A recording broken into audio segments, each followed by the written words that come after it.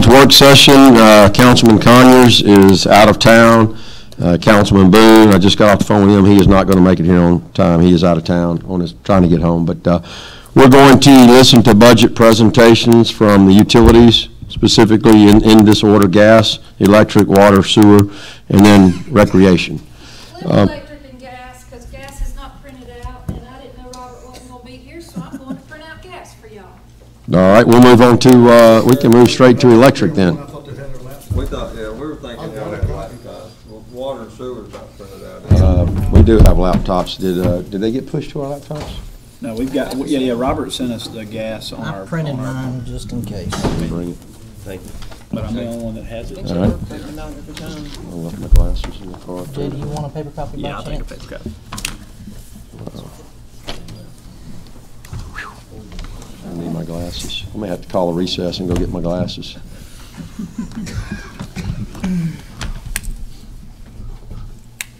I can get by without mine. I can't. I'll use yours. All right. Headache. What are these, 4.0s? All right. We're ready, Joe. Okay.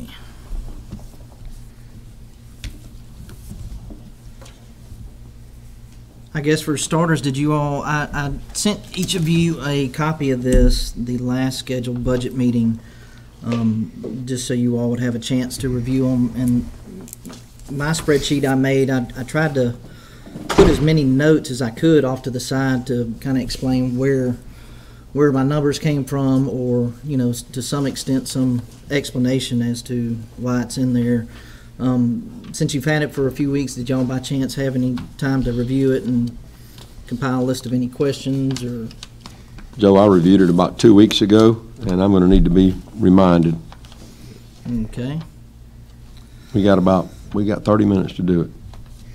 All right, we'll start on personnel. Tip top.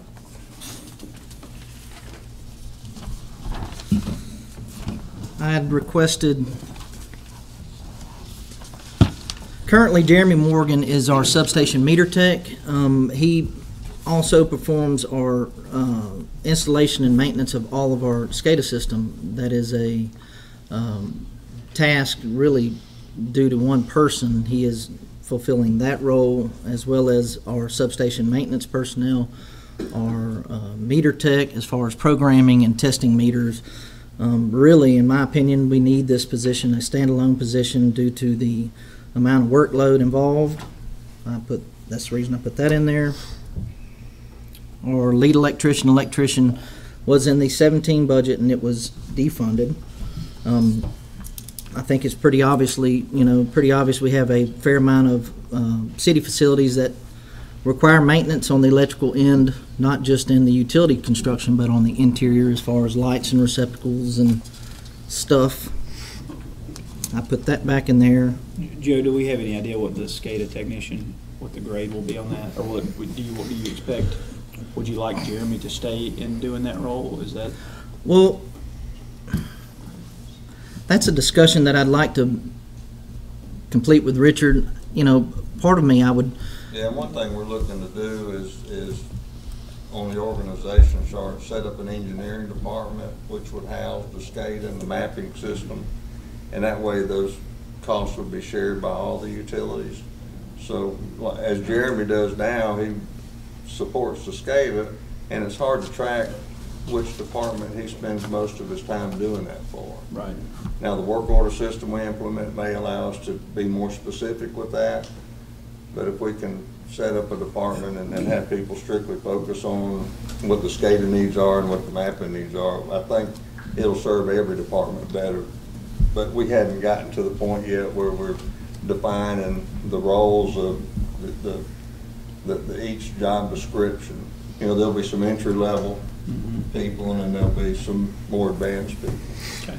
SCADA has grown, you know, to I don't know how many. Back when Jeremy first started, the original SCADA system was really implemented for our substation, you know, viewing and controlling, and it's grown to how many lift stations you have online now? Plus a couple of wells. Right, so it's it's kind of getting a beast of its own nature, so it really needs its own staff dedicated to that. Next on the list was a 2 groundmen. Our line crew currently consists of 4 linemen. One of the linemen who is, because of the defunding of the 2 electricians position, he has been fulfilling the role of electrician, changing out light bulbs and all that maintenance stuff. He's shown interest in wanting to stay in that capacity, and so if those 2 We didn't, Joe, let me positions correct, were- we didn't really defund that position. Those positions went unfilled for well over a year. And Right. so they were eliminated because we didn't think that they were needed. Now, we've talked about that, but let's not say they were defunded. There was nobody in those positions. They were unfilled positions for over a year. Fair enough. Anyway, so if Conrad were to still pursue the lead electrician position, that would create a vacancy in our line crew. I think to be responsible as a utility, we should have 4 linemen prepared to work. We have to be prepared for not just normal duties, but a hurricane, a tornado, that event. To having 4 bucket trucks and 2 digger derrick trucks, having staffed with 4 linemen would be useful. Having a apprentice lineman who is a mid-grade lineman learning the trade and the skill and the operation, having a groundman on the ground is a requirement. So having 2 extra groundmen would complete our group of 4, 2 full crews. And then the next spot I put groundman on call. For safety reasons, we should have a groundman on call just the same as a lineman on call. In the event a lineman is called to a power outage of some sort of fashion, if he, has to get in the bucket and go up and work on high voltage, to me, for safety reasons, we need to have a groundman available, during, whether it's hunting season or, whatever be the reason, having somebody on staff, designated to hold call to assist the lineman is recommended.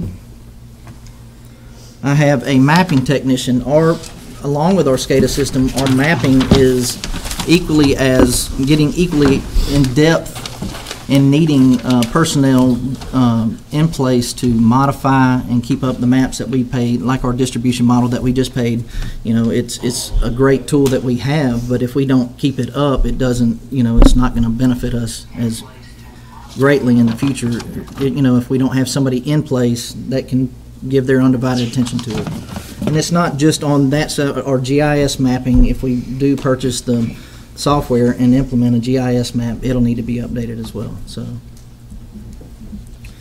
and then bore machine operator. Currently our bore crew consists of 2 people, a underground foreman who is a more experienced equipment operator in the boring industry, and a equipment operator 2, I believe, who is more a beginning level.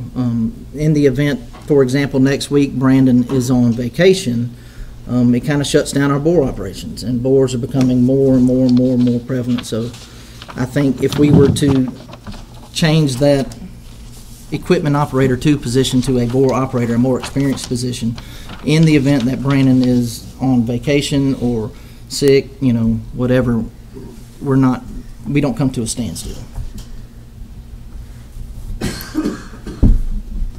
Any questions? Back up to this first page, administrative costs. Where do the majority of those Joe, I think that's a shared cost of the meter readers, the cashiers, Of all the treasurer, every finance, Okay. purchasing, every administrative support entity that drives the utilities, and in part some of the rest of the city as well. Okay.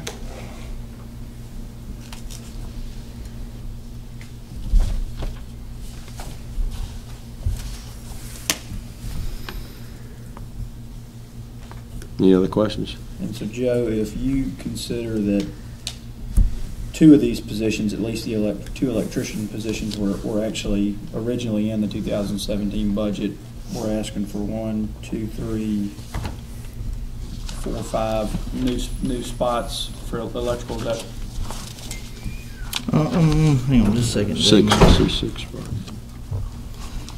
So and it was kind of, I'm asking for a little extra grace and mercy. This is my first budget, so when I have the groundman on call, that was just basically to budget the hours. The groundmen are currently on staff, so we have, 4 linemen. We have a line foreman and 3 linemen that are on call, so they rotate call, one call every 4 weeks. So, having the 2 extra groundmen will basically even out, and a groundman will be on call once every 4 weeks as well. So I put groundmen on call, and if you look on my notes, and trust me, I noted it to pieces over here. It is basically budgeting the overtime hours associated plus holiday and all that, just to budget the actual time. So taking that groundman on call off as an item, we got the SCADA technician, 2 groundmen, the mapping technician, and the board machine operator.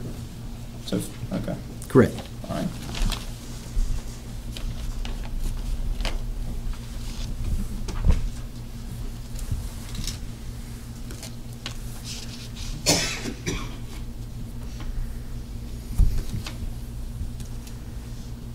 Ready to go to training and school travel?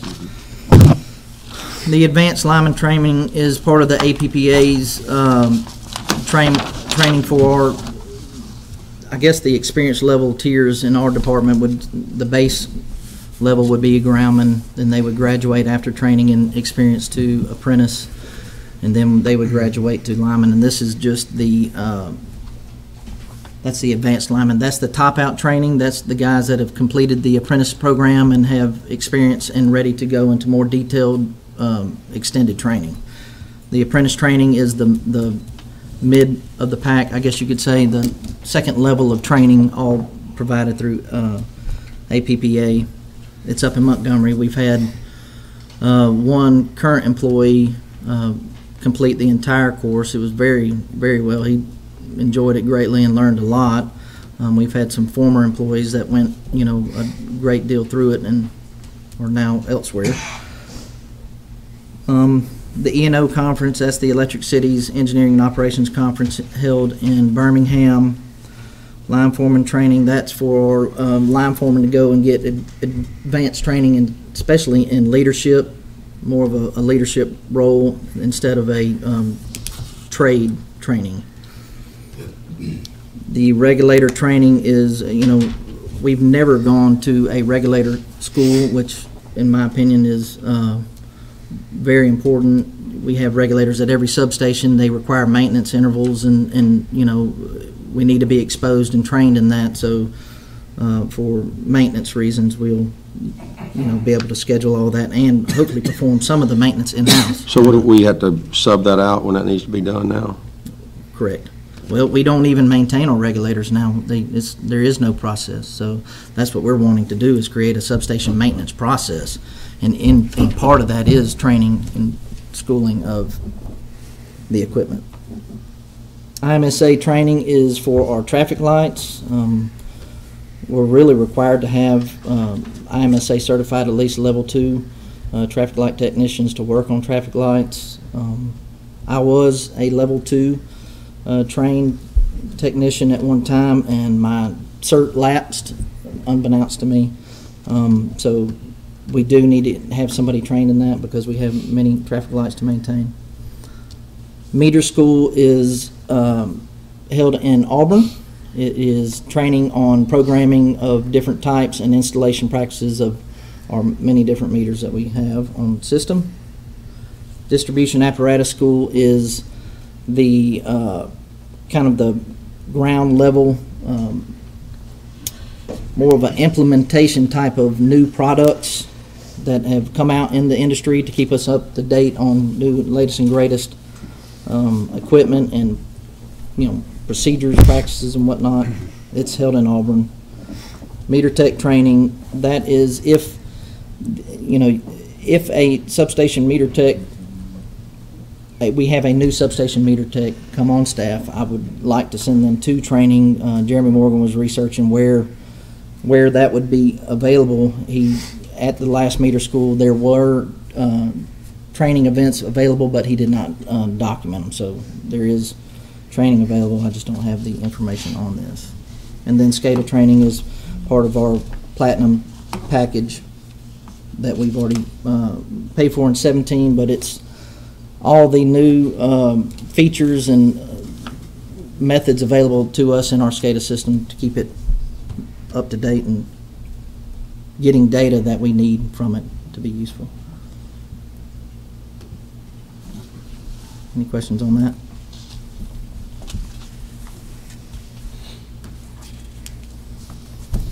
Professional services, miscellaneous electrical engineering. I budgeted $30,000 based on actuals to date, especially with the substation project coming up.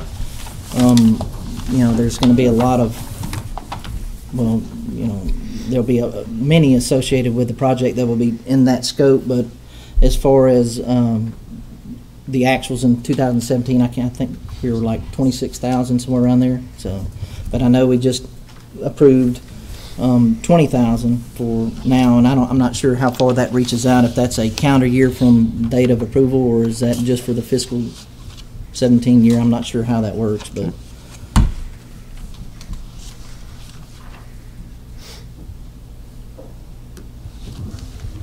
Computer expenses. The only part of this that I put in here was vehicle computers and hardware.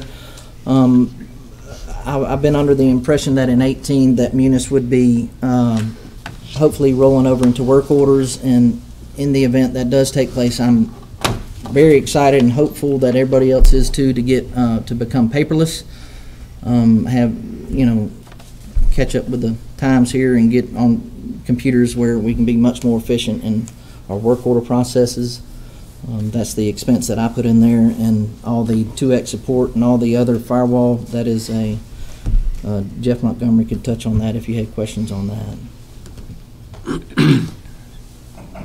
Jeff, if you can hear me, what's the 2006 or 17 budget was 48,000, and the 2018 is 65. Where's that extra 17,000 coming from? 37.5%. I'd be willing to bet it's the online mapping, the 11,664. Yeah, and I see Munis support in there. Is that? You did hear me. Just heard my name.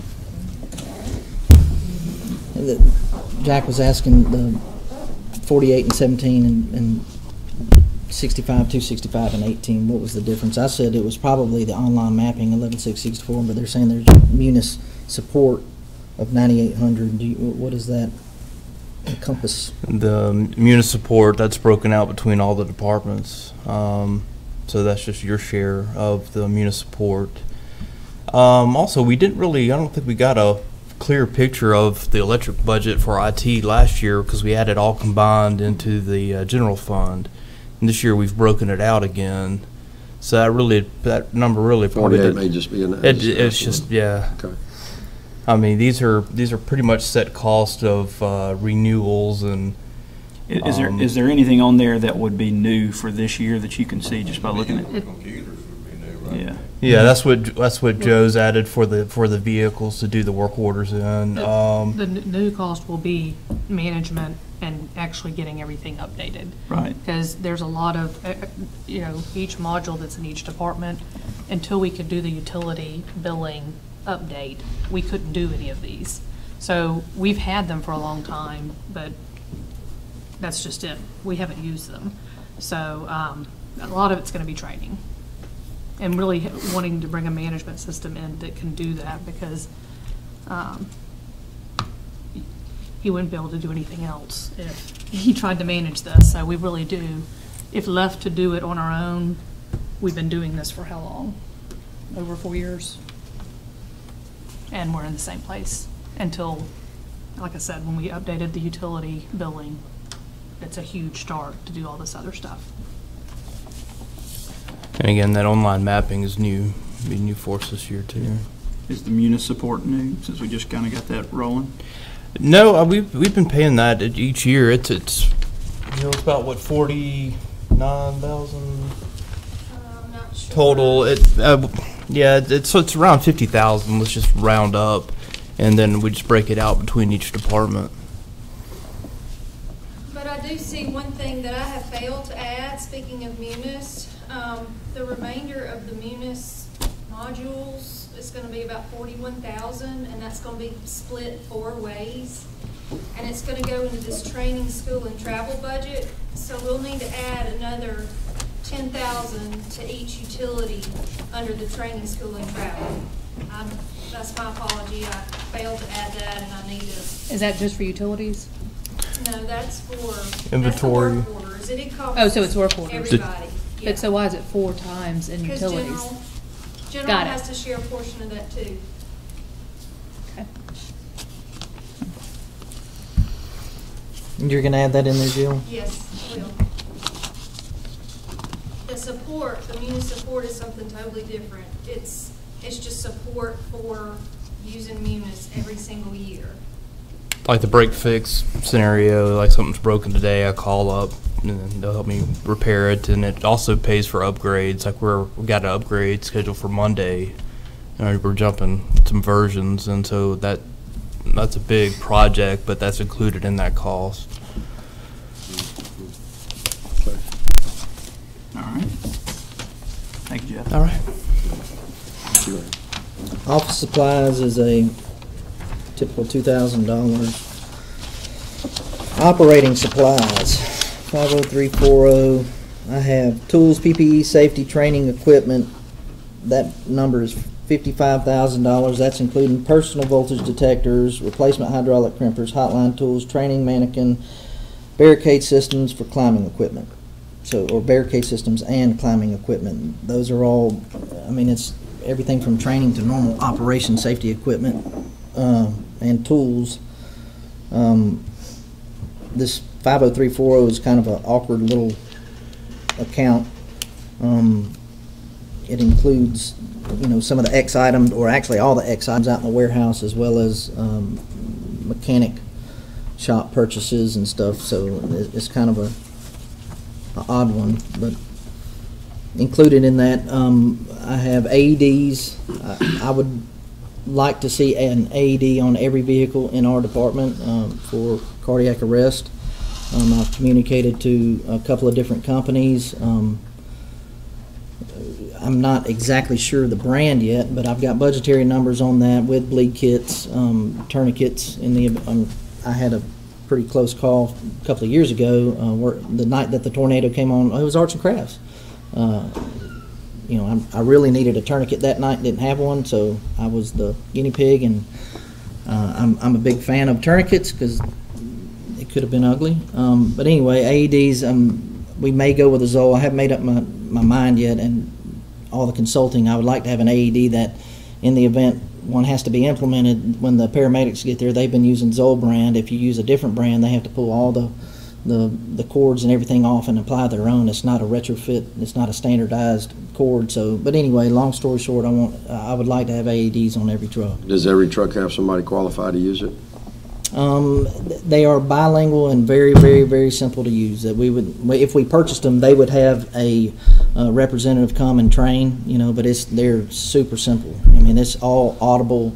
Bilingual audible instructions on how to use it. It's very simple.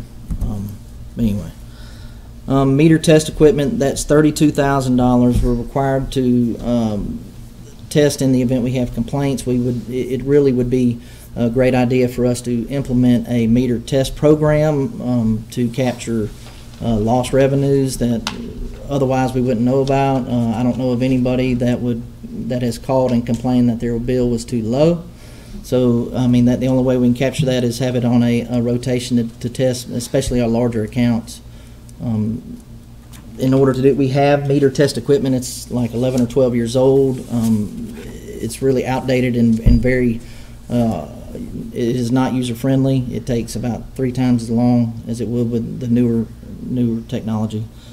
And then the miscellaneous electric department items were odding in from interior wiring stuff that wasn't necessarily on a work order, whether it's fixing these lights or receptacles or helping IT, whatever, just miscellaneous materials that we'd have to buy for daily operations and maintenance.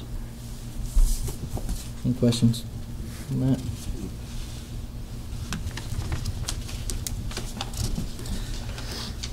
Maintenance of buildings. Our transformer storage now, in the event we have a transformer that gets damaged and leaked, we have a room kind of quarantined off in the back of our electric barn that has double doors to the exterior. Federal law requires the whole PCB contamination prevention. You know, you have to have rooms that are labeled and quarantined and locked and so on and so forth. So this room was the only thing we had at the time to make as a transformer storage room. And in the event of putting a transformer in that room, it's really not set up to do that. We're actually damaging our building trying to get the transformers in and out, in and out, in and out. So I would like to build a standalone building for that containment. And, you know, in conversation with Lance, we estimated $35,000 would cover the building, like maybe a 24 by 24 plus all the spill containment, the collection system to hold all the oil. And if it was approved, we would, you know, collectively agree with Public Works and other departments as a location on site to do that. Joe, not to mention that there's only a piece of sheetrock between your guys and the PCB room where you're putting them. Right, and it's shared in the same HVAC system too, so it's just really not the best place to have a possible PCB contaminated transformer. General repairs, I have $30,000 in that. Our building is currently having foundation issues. I met with Lance. He agreed that about $10,000 for roofing and exterior maintenance, but $20,000 for general maintenance. Our office part of our building attached to our actual truck storage is the foundation is settling, and our two-story part of our building is separating, pulling away from the original part of the building.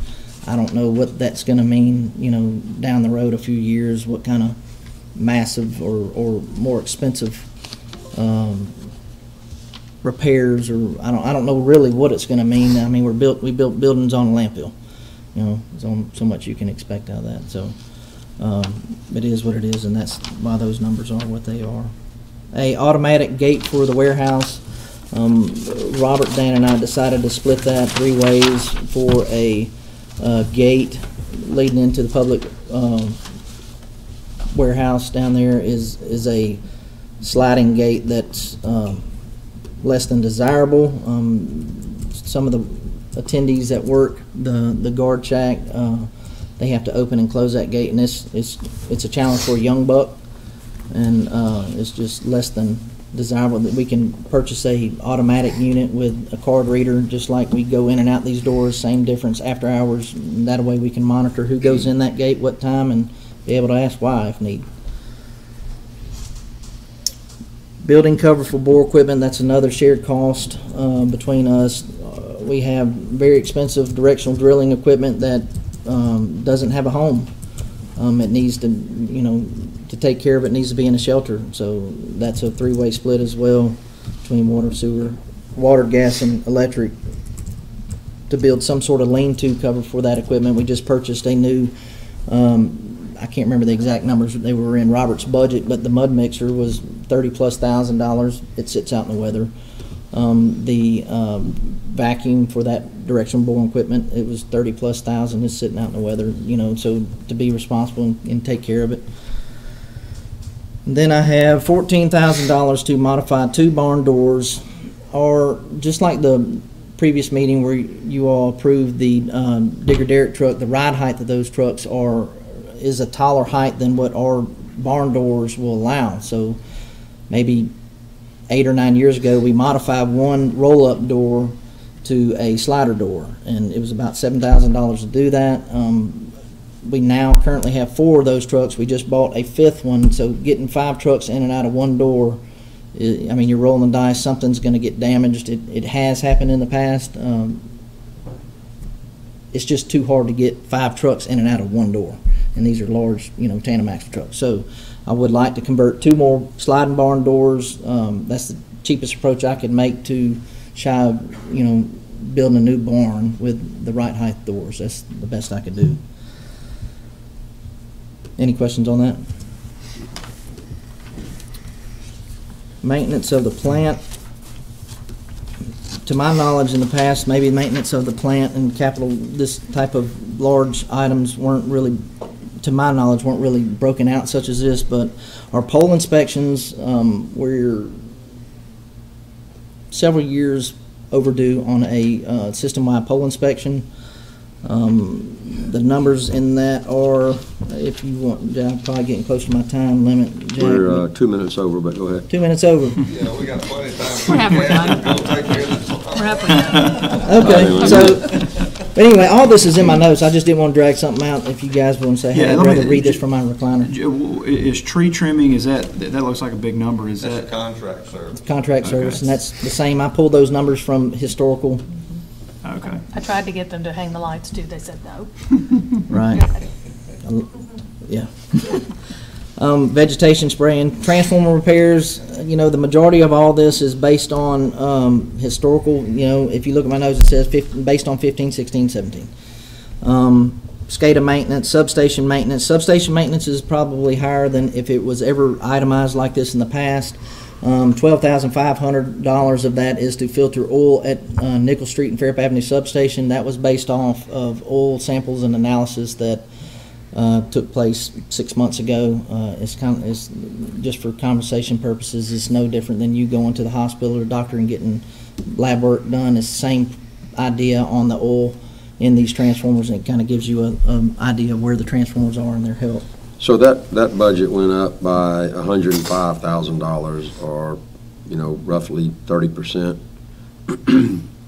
The pole inspections, that's a new line item? It is. So that's It is. 63, and then the 42, I'm not exactly sure where the other 42 is in there, but is our contract for our tree trimming, is it scheduled to go up in FY 2018, or do you know where the other 40 something came from? Not to my knowledge. I think we got that bid I think you said fairly recently. some of it was in substation maintenance, is Right. that right? I know for a fact that 12,500 in the substation maintenance wasn't in. It was never budgeted. It was just, lumped into the original number. I just want to quickly say, on OneNote, on Teams, do y'all have Teams on your computers? Teams? What's that? I think we can get that done. Well, I'm just saying, all of this is in the notes that he's talking about. When you click here by the number. Oh, yeah, I don't have that on my. Okay, I don't have it's just a Oh, software. you're talking about we need if to- it's on my. and we can do it on your tablet, because Yeah. then it'll have all of this Sure. for you to review. Okay, all right, cool. Very good. Because you did a lot of detail. Well, Nice. so, if this kind of isn't, a lot of this is thought process, and if you're not involved in it, you may have a lot of questions, and I tried to put as many notes as I could off the side, so maybe. Well, that'll explain it too. When we go back and look at it on the MacBook, we'll be able to see that.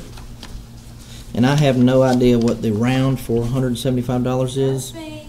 That's me. Y'all budgeted in whole numbers, that's just me. Oh, okay. Okay. All right. Budgeted just be in whole numbers. So I saw that when I first went to maintenance of the plant, and I've been trying to figure out what in the world did I think about that. I don't know, round something. Round up. They're round. $175 worth of round up. Okay, yeah, round up, there you go. That needs to be in vegetation Nobody would have spraying. questioned that. Always round up. Right. Would have been under vegetation spraying. Telephone, that's a, Mr. Montgomery. It's lower than last year, so maybe there's many questions. Dues, membership, subscriptions, the same as last year. That's all of our typical dues for organizations. Maintenance of vehicles and equipment is up $25,000 from last year, and that's based off of this year so far was, I'd have to go back and pull up the currents, but it was approaching, $90,000+ in maintenance, so I would rather have enough in there than not.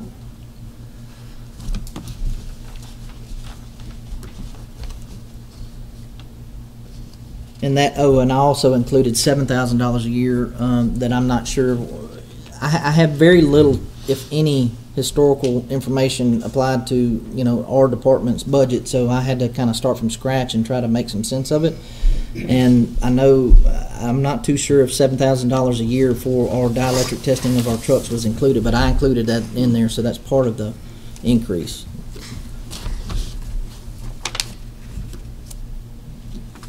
Uniforms, it went up a great deal. Currently, the shirt that we wear now for each employee, the employees that don't hold call, we buy them 5 shirts and 5 pants, and they have to be flame retardant uniforms. The guys that are on standby, we buy them 7 of each, because if you're on call over the weekend or at night, if you get called out in the rainstorm or whatever, and you happen to get nasty, you know, it may be possible that you're having to wash clothes at 2 a.m. in order to have clean clothes to wear tomorrow.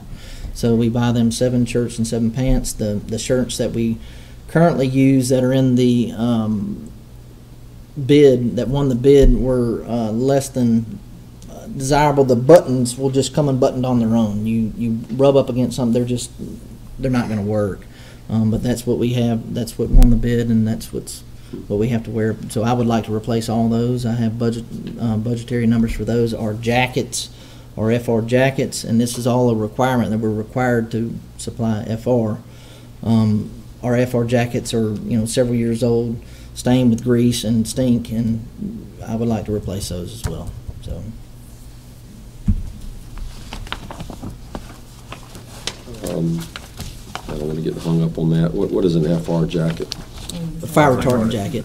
Oh, So it wouldn't fall under PPE. I thought I saw PPE in here somewhere earlier. it does. So, and that's kind of a discussion of whether, you know, OSHA governs PPE and FR. It's a requirement by OSHA, not uniforms, but they are considered uniforms as well, and they've been historically put Well, in. they could have gone in uniform, either place. Right. Yeah, okay. I'd be glad to put them in PPE if you'd like. Yeah, that's right. It's easier to cut uniforms.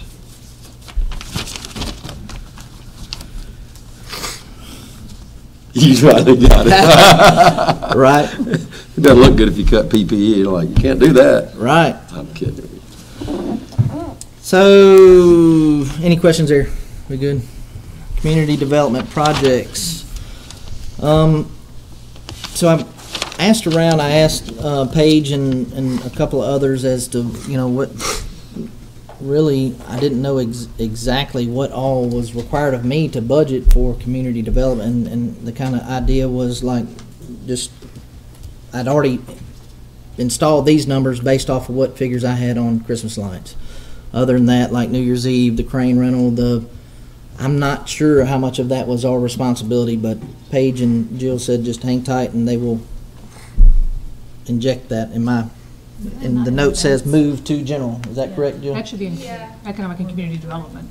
And that's what we kind of talked about, that the community development events and the charitable contributions, the contributions that we give out would really need to go in general, and then they can be made up for by the transfers from the utilities. Just kind of factor that back into those transfers from the utilities. Instead of dividing it all out 4 different ways, I think that may be a better representation.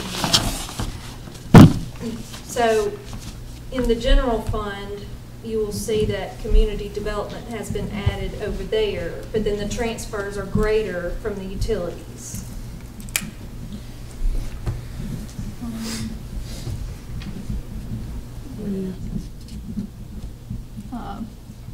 The tree lighting, I know that in past years was not correct. Like that one that says 81,430, that's not correct.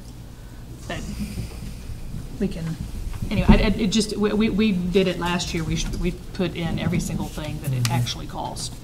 Right, and these And- numbers are based off of that. Right, and those we're still numbers. looking into, I found a person in Atlanta, that's their only business. It was Atlanta Gift Mart, because I was there for my store, and their only business is lighting up cities. And they come down here, they do it in 3 weeks, they leave, they come back, and take it down. You can either buy from them or not. A lot of times we don't recycle these. But we had Dan put together a scope, right? And then, Right. anyway, we'll get together on the, I just think this would take a huge load. Even if it was the same expense, we wouldn't be pulling from an already short-staffed department. Right. So, and Well, the we might issue save is, money. in the fall and spring are 2 times of the year where some of our largest, especially transmission maintenance, can only be done during those times when loading is at a minimum. And we're always tied up doing, Christmas lights. We work from 6 to 10 in the morning, 6 to 10 at night.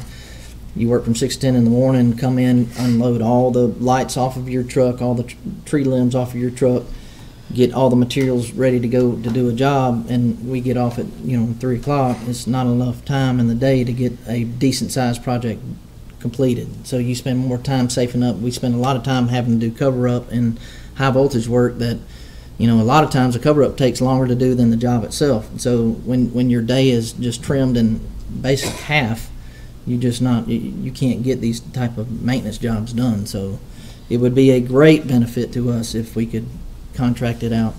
And not do anything different this year, but also look to citizens and find out input on just ideas. Here's your strands, get to work. Well, no, I'm just saying, And a ladder. it's a $300,000 expense, and it is good, and it's community development, it's great tradition, but just I can to see look the at mayor it. out there in front of Yeah. Paige and Pallet, shimmying I'm up that fine with tree, that. wrapping them, hanging I'll do off the that balcony between from a 2 or 3 rope. boards. I think you can close the streets down and make it a big deal and do it, but Talk everybody to do it. Well, I just think that the community can help us with ideas too, but it has to be community driven. We're not changing anything this year.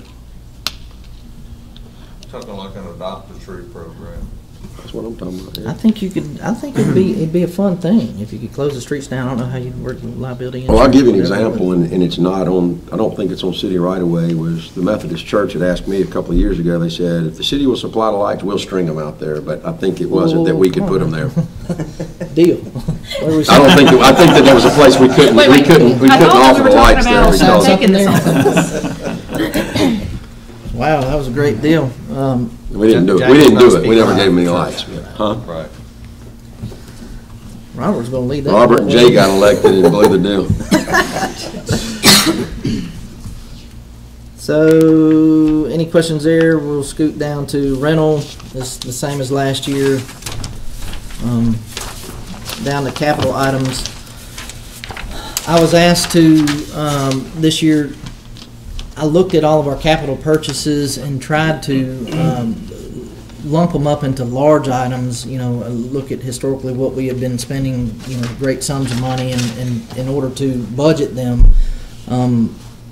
I guess you guys have seen on occasion where we'll come through a non-budgeted capital expense of a 3-phase transformer. We can't buy the smallest 3-phase transformer they make without it being, if it's bought at a capital item, we can't buy the smallest one they make without it exceeding the $5,000 non-budgeted item. So I think it would be best operationally for us to, I went back in the previous years and found, I know of some projects that are coming, and kind of round up maybe 1 or 2 transformers and included those numbers here so they would be then a approved budgeted item and not have to go through that whole process. But anyway, the Derrick truck, that's, you guys purchased that for us. The 46 kV switch is on. That was approved. The 2 pickup trucks, we had 2 F-150s in the budget approved for 17.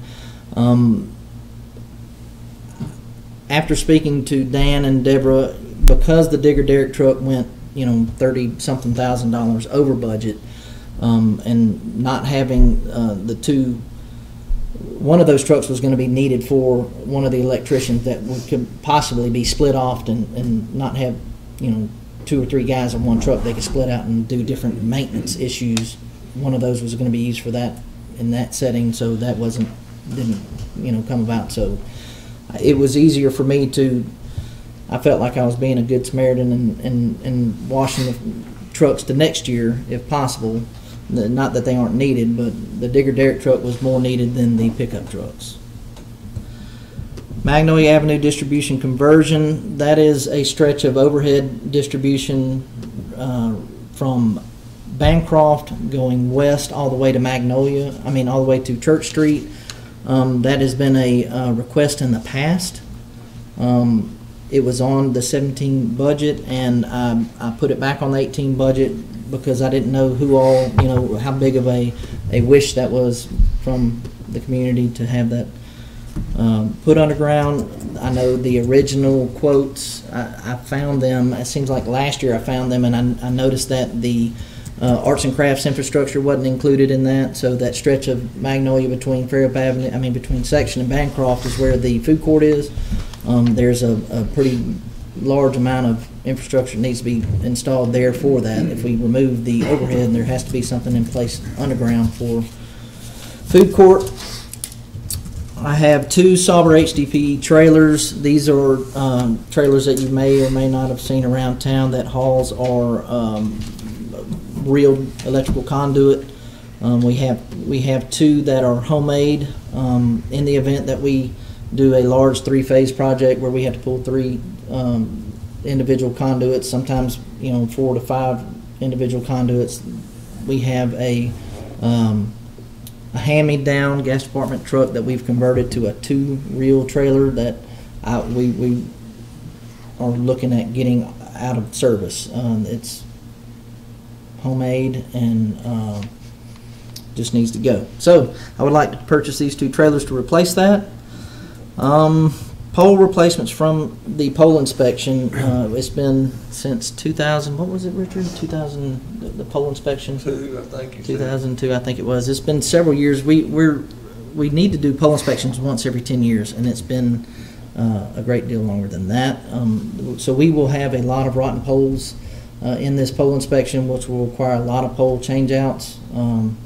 So I try to budget that just so we can see in dollars and cents. It's not just the inspection. The results of the inspection will be a lot of infrastructure upgrades. And one thing we're trying to do with the pole inspection process is get GPS locations and inventory on each pole so that when we do get this mapping system set up, we'll have asset management capability off of that. And that'll help our community out a lot. I don't know if you've ever had a street light out at your residence or in your neighborhood. Many other utilities, more so than not, have a ID number on each pole, so you can say, instead of, hey, the pole down by Johnny's house, 4 pine trees down from the oak tree, that lights out type of deal. Each pole have its own individual ID number that they can give us in the event of a electrical issue or even a general maintenance of a street light out. My computer's messing with me.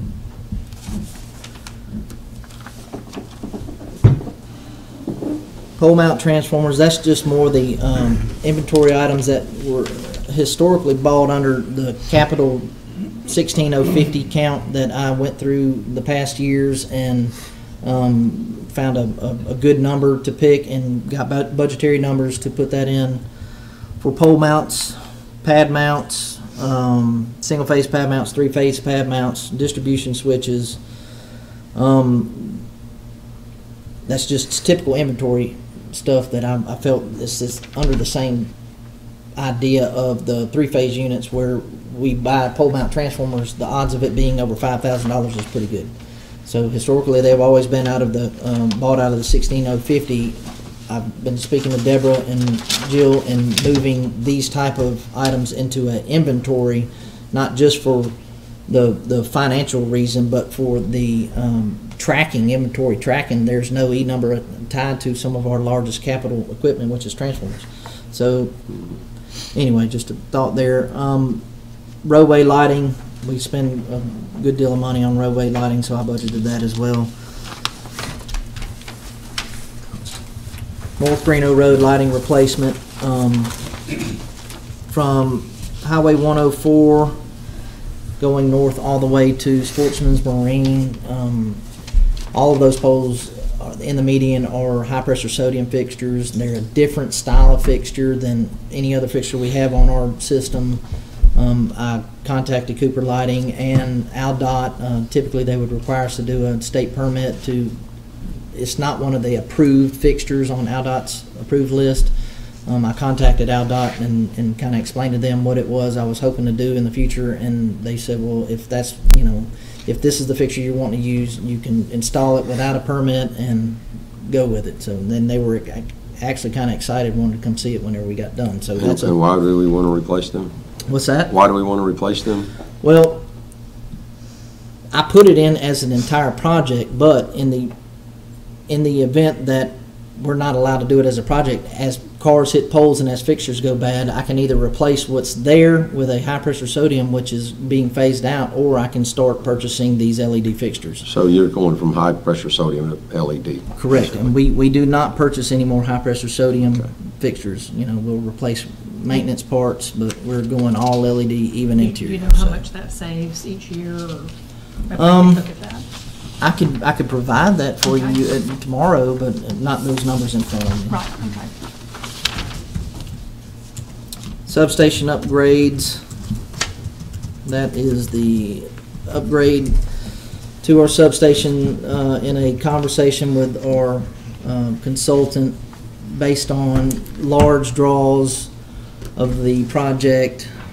Let's see, we said large draws were including the substation property, the engineering expense and capital equipment, including power transformers, breakers, regulators, and switches, were a lot of the big ticket items that are large draws up front in the project. It was estimated $9 million spread over the project. So in conversation with him, breaking it up in a $4 million budgetary number, and then a $3 million and $2 million was. Is that what the breakdown was, 432? Correct. Okay, that's real helpful. Okay. Any questions on that? It's a lot to chew on, but. I had fault indicator replacement throughout our distribution system. We have locations that have fault indicators, and that aids us in the event of a power outage or a fault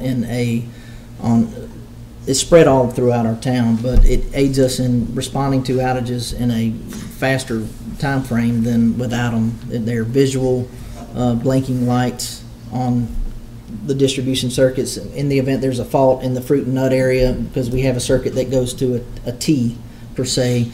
The fault could be this way or it could be this way, and you install these fault indicators on the lines. In the event you get to that cross section, you can see which way the fault is. Instead of wasting your time going this way, it aims you in the direction of the fault to help get the power back on quicker.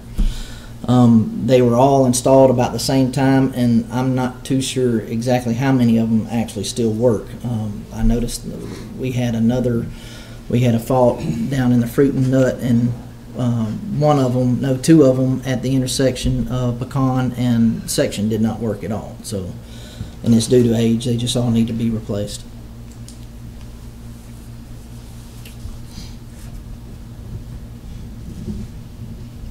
Laptops for work orders. That's the actual purchase of the laptops. The part that was in IT expense were the bases, the truck mounts. Scroll back up and find that. Yes, that $5,000 in computer expense was for the tablet mounts for all the trucks, and this is the actual capitalized computer expense, purchasing the actual tablets or computers, whichever it is Jeff recommends that we use.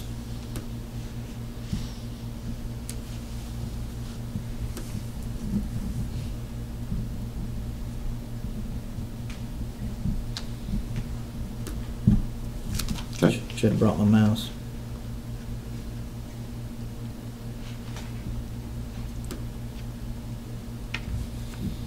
And then I'm done.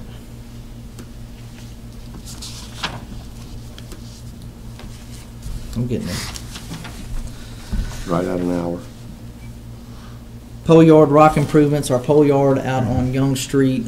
Whenever we built the actual pole racks, we purchased about 10 loads of rock and rocked about half of it, and I estimated 10 more loads would finish the muddy areas to the west and the east of it. That's just some house cleaning stuff that I think would improve that. substation security cameras, that was lumped up in the 2017 budget that we did not purchase for. I'm not sure if there were ideas, or maybe the word was out that maybe some better technology was coming out that we wanted to hold tight and not purchase now and see what was coming out. In 18 or 19, a weather station was also approved in 17, and that is to overlay weather data over our loading for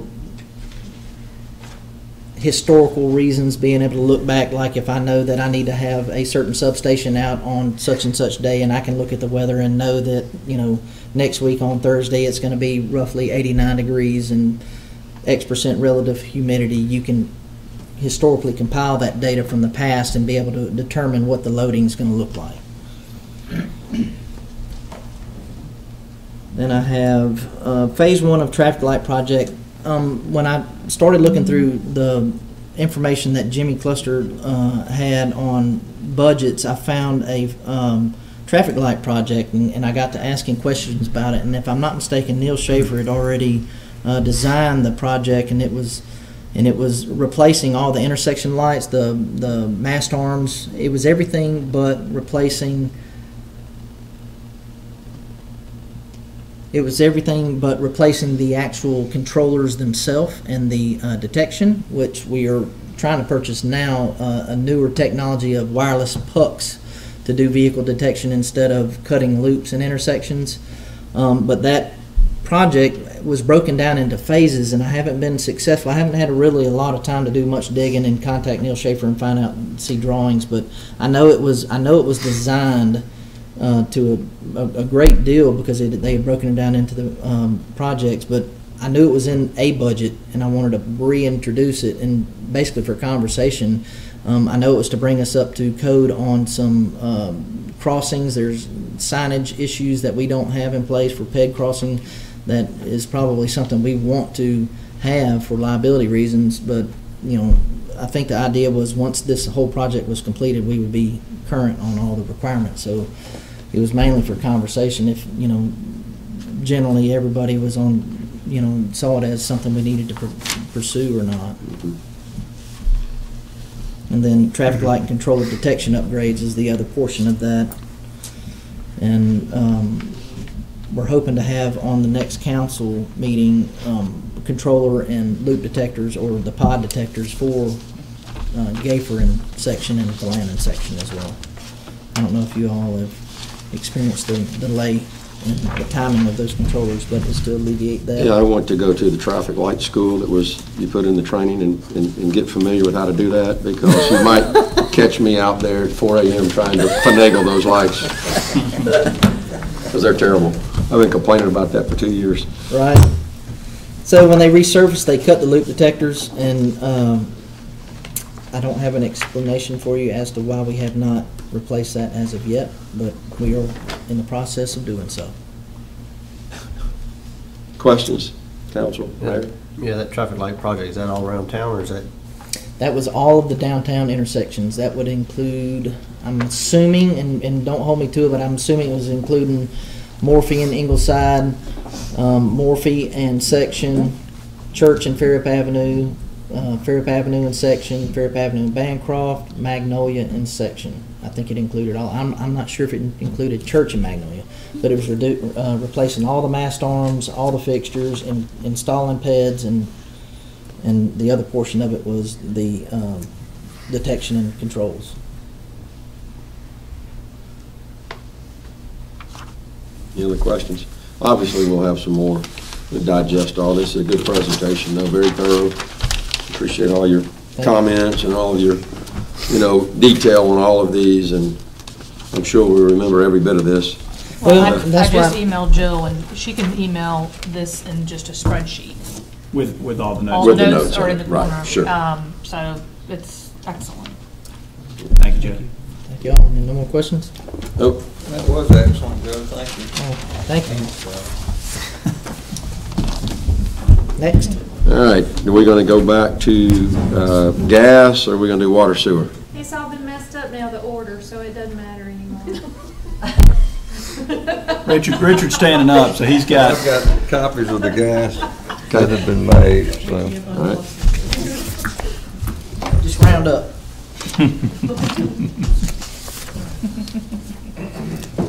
And I'm filling in for Robert. And I'm sure he put just as much time and effort as Joe did into his budget. glasses. Although I'm not gonna be able to explain it nearly as detailed. I'm gonna see it on mine, you can zoom in on that. Yeah. But we did talk about some of the projections for the revenue. Oh, y'all, and I don't have a magnifying glass, by the way, I apologize What is for this, a that. 4 font? I will trade you mine for Another thing that. was in print that small. I'll trade you mine. Go Okay. ahead. I'll demand some more. No, we tried to be a little conservative in the revenue projections, as I think I remember that being a topic from the last budget cycle. And I think we're safe with all of those. I think the natural gas purchases are safe in terms of revenue. We're looking to hire. Well, on these actuals, are these June numbers? Budget to They're date. as of yesterday, But you forecasted 2 months. yes. Oh, and you did do a forecast Yeah. for 2 Yes. months, okay, thank you. You see, and if you look at, if you look at the actuals versus the budget, you see why I like conservative numbers there. It looks like we're almost We had a hot 800,000 less, Winter. which is why you're conservative. Most all the other numbers that were over. I can't say that. And expenses under, so. All right. Okay. Yeah, so anyway, so we do want to try to hire one more service line technician, and we want to create a position of compliance safety and, or compliance and safety coordinator. We would continue to get regulations promulgated through DOT pipeline safety, and with the last inspection, you know, we kind of piecemealed all the information together, and it's frustrating to try to go back and try to remember what you did when you have other people doing things, and you need, like, and Robert Pender was one of the entities that did the annual reports for us, and it became difficult to find some of that information. So we would like to go ahead and try to get a compliance and safety officer involved, and I think that'll be it'll be a promotion from within. I think that's fair, and I think we have the capability to do that. But in order to do that, we want to add a position, which would be a service line tech trainee.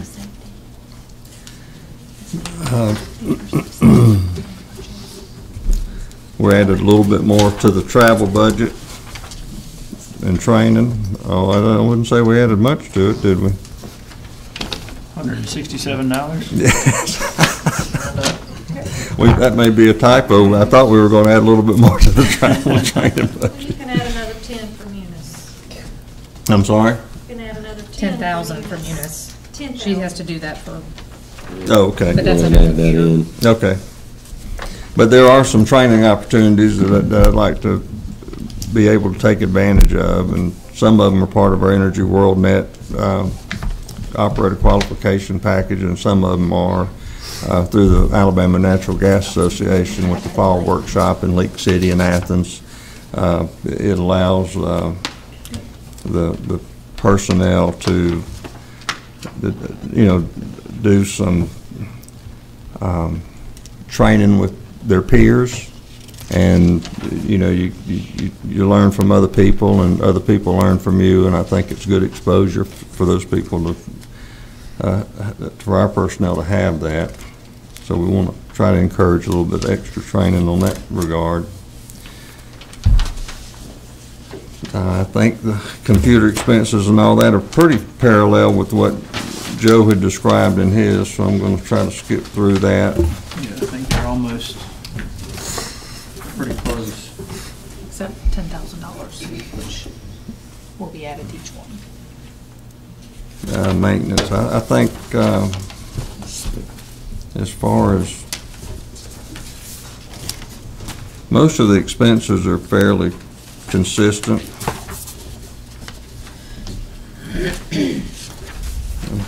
I'm going to get down to the capital items.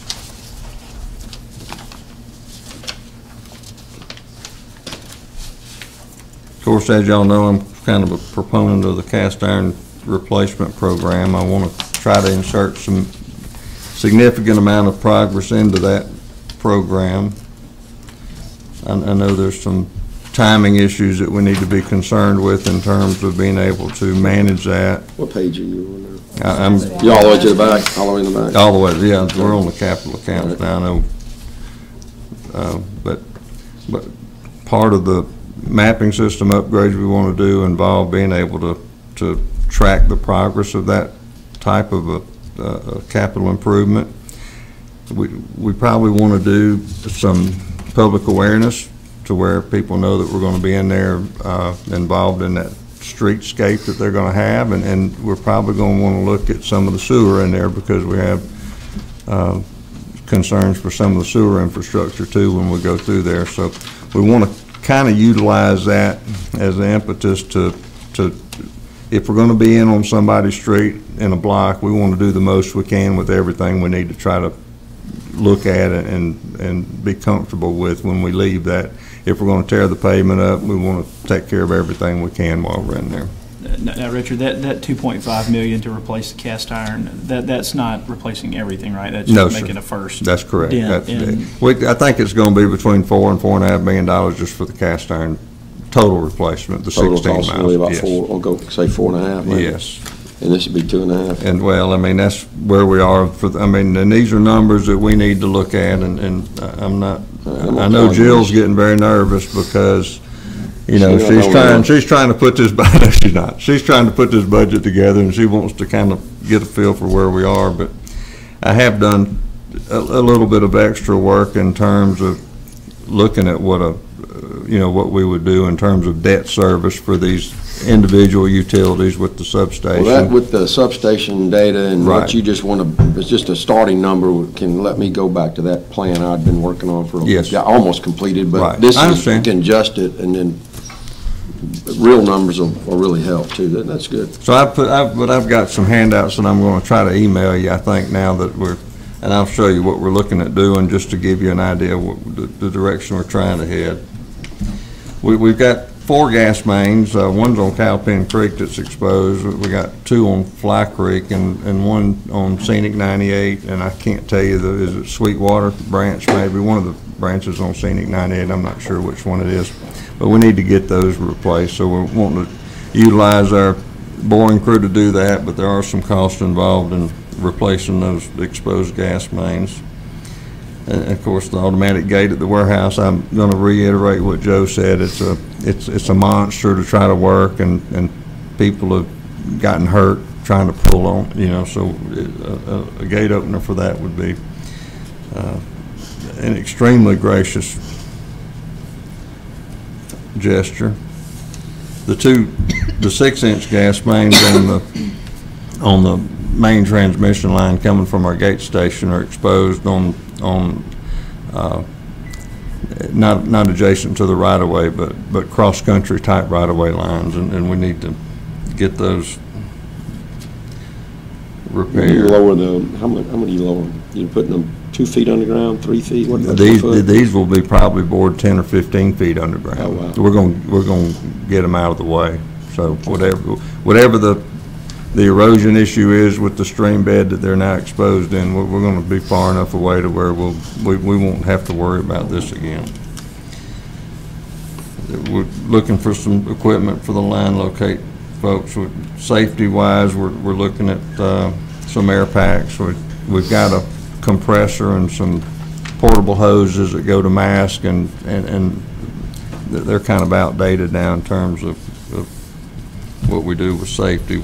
So we want to improve our safety to the personnel. We have the 2 half-ton pickup trucks, the dually and the 3/4 state surplus truck. And I guess the lean-to at the barn is the portion the gas has for the directional bore equipment.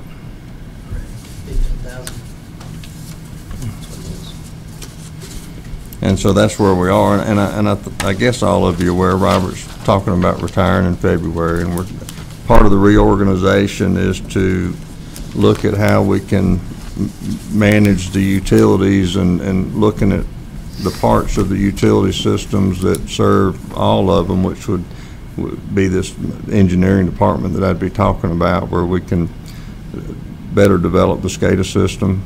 We can look at mapping for everybody, and then we can focus the supervisor roles in the gas would be construction related, and then this DOT compliance and safety related. So that's kind of what I'm thinking we can accomplish over the course of the next year. But you know, there's going to be some transition to all that, and we just need to be certain about how we accomplish it.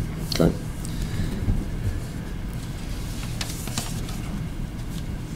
And these are the kind of things that we're looking at doing. This is what we'll be presenting in terms of, you know, in terms of answering the debt service questions, and in terms of rate revenue that we would do with rate adjustments.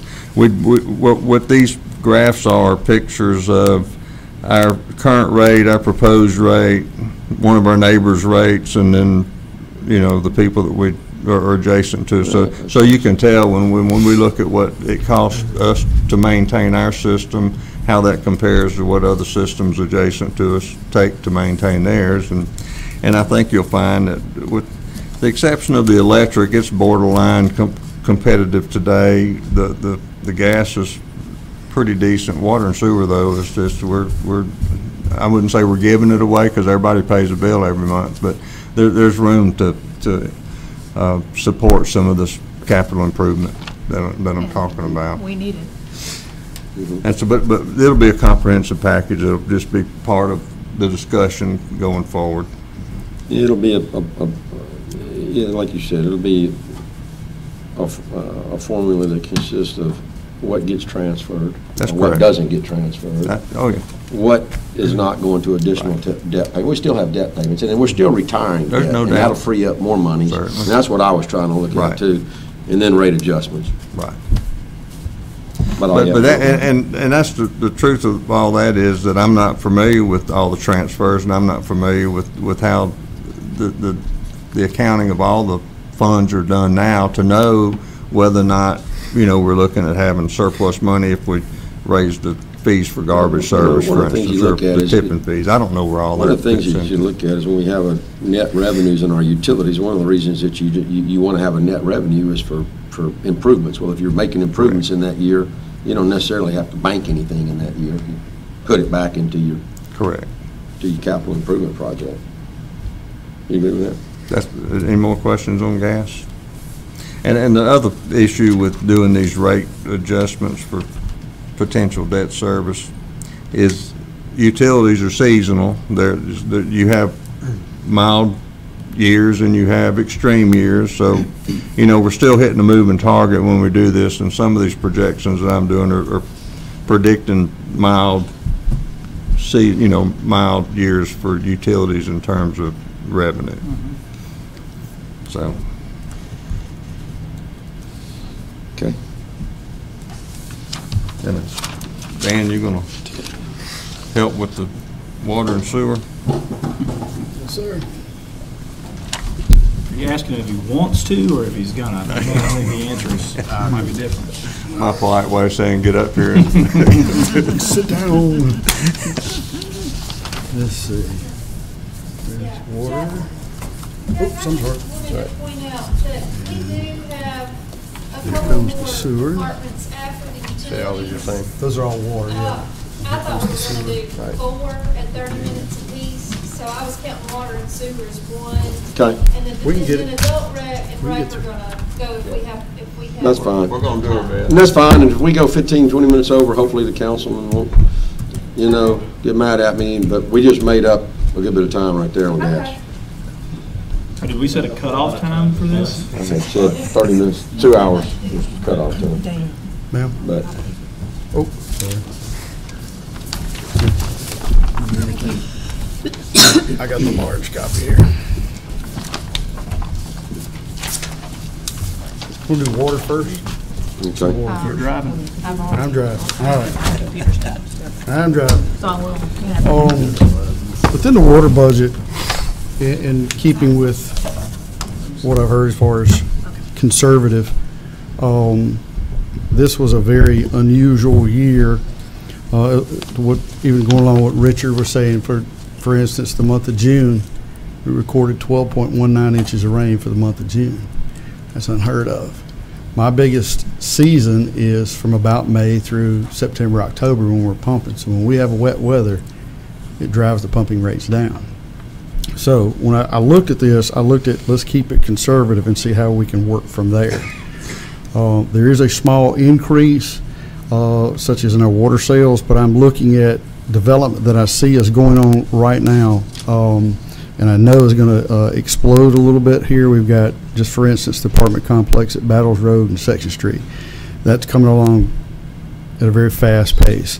We got Firethorn subdivision that is coming along at a fast pace. We got a new subdivision going out on 104 called the Verandas. I think that's a couple of 100-lot subdivision that's going in. So that's where I'm looking at that small increase. I'm hoping it's a lot more than that, especially it'll be if we have a dry summer. Any questions so far? All right.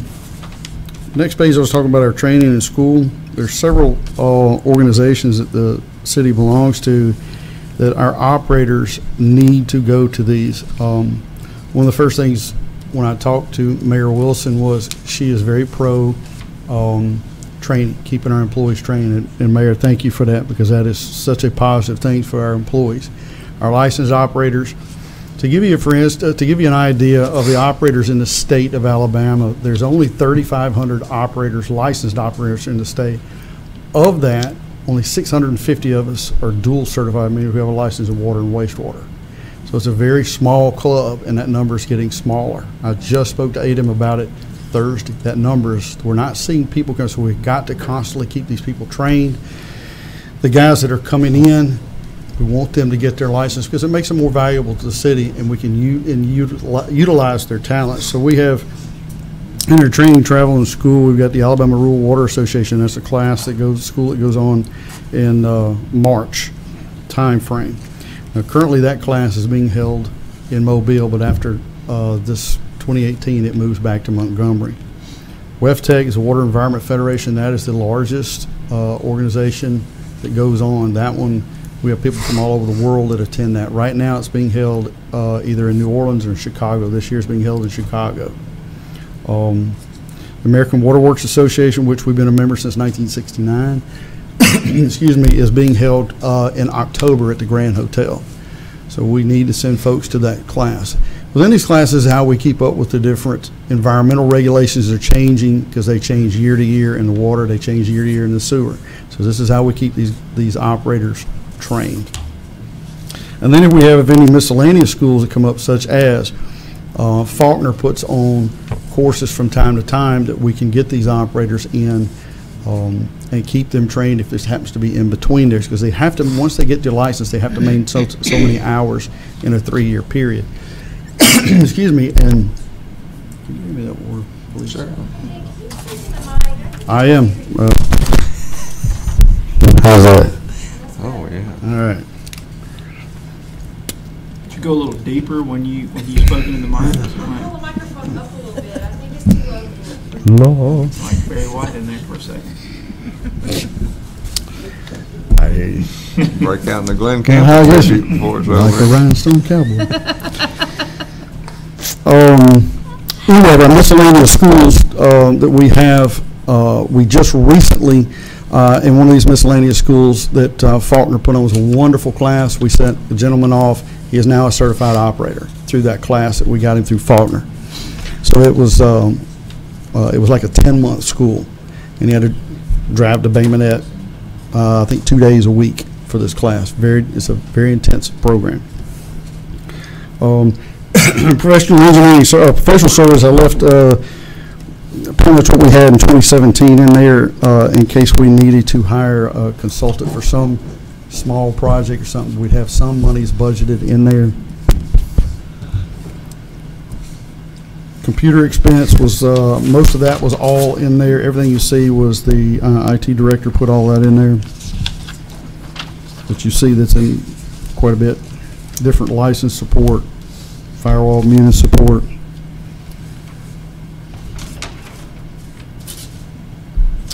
Maintenance of the buildings.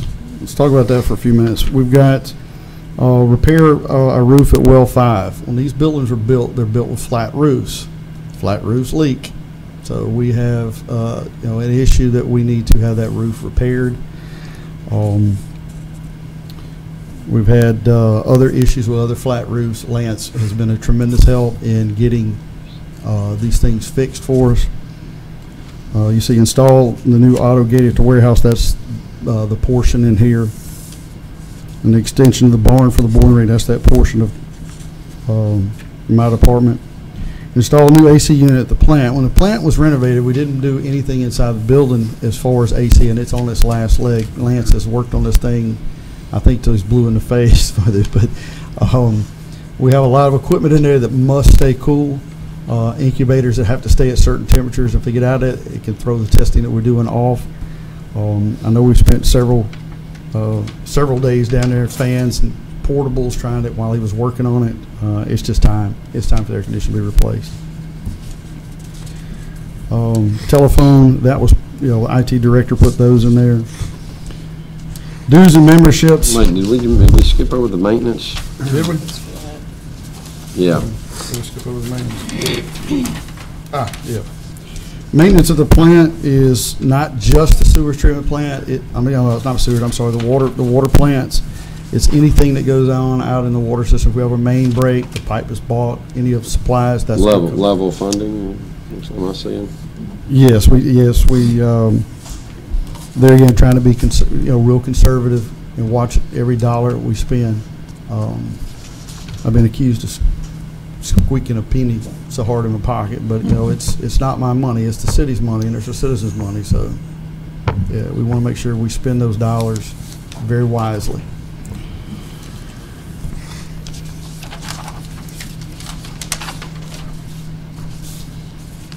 Our due memberships is our Alabama Rural Water Association, the American Water Works Association, and a new one, which would be the Baldwin County Water Distributors Association, which is most of the water providers in Baldwin County. It's a collaborative effort between those to share information, get together, and be members of this organization. In fact, Mr. Peterson is the president of this organization. And we're not even members yet. And we're not members yet. But one thing this group is doing is promoting the lead and copper testing of all the schools for the school board. And we're going to be aggressive with that starting in September, just after school starts. And we're feeling good about working with the county school board and feeling good about doing that service for them. So. Gas and oil, we left it the same. That's kind of hard to project because of it being a commodity on the market. The one-year projections are, you look at those, they're up and down like a yo-yo. So we just kind of left that where it's at. Same over the maintenance of vehicles and equipment. Hold on. 2017 numbers are a lot less than the previous 3 years. What do we attribute that to? New vehicles or more fuel efficient? The fuel station we have, or what? That just started. I mean, literally. Yeah, that literally I'm not just even sure started. if it's. Okay, I wasn't sure exactly when that Which kicked one are you in. looking at? I'm looking at maintenance. It's down. I mean, which is great. It's down a good bit.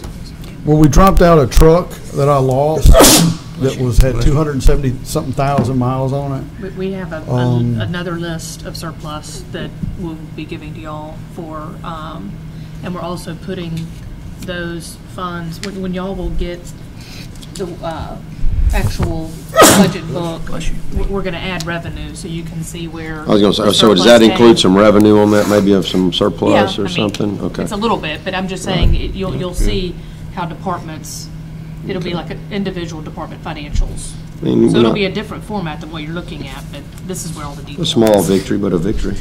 Absolutely. Uniforms. One of the things I guess we kind of skipped over a little bit here and went a little bit too fast was On the front page, the uniforms are up. I'm asking for personnel for our construction crews. These guys, it's a water service tech 2 and a water service tech 1. The 2 meaning he doesn't have to be supervised as much because he's trained.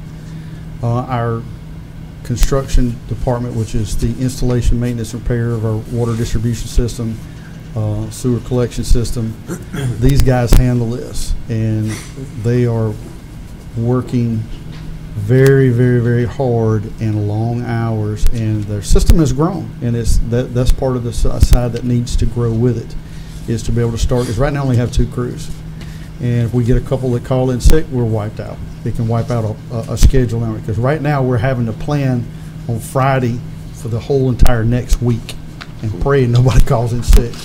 And if we get into the flu season, January, February, literally we cannot put services in. I have to pull from other parts of the department. I have to pull from the collection system sometimes. I have to pull from the sewer treatment plant sometimes, just to get these things done. And it's when we do that, it pulls away from their work and taking care of those things. And we need to, it's time to expand. Right now we got 18,000, a little over 18,500 connections. If you multiply that by 2.5, that's the number that ADEM uses when they're figuring your test how many people per connection are. Around 45,000 folks, and you divide that by 6 guys. That's however many that take it. That's the same amount for 10 years, pretty much. Ma'am? I said it's the same amount for 10 years, but anyway. Yes, that's correct. We got to increase it. Yeah, why are the 2017 actual salaries so much lower than budget? Well, I can tell you that they have really worked on their overtime a great deal, and Makes it $210,000 short. The overtime in 2016 was almost $600,000. Yeah. And we've really worked on that. 324 versus 537. We're at sewer. How many open I'm at water. positions I'm at that are filled with water. water? I was just thinking that When maybe we that don't could have be those. contributing. No, I'm in the water. No, not in the water, just in the sewer, right? Okay. Right. 324 and 535.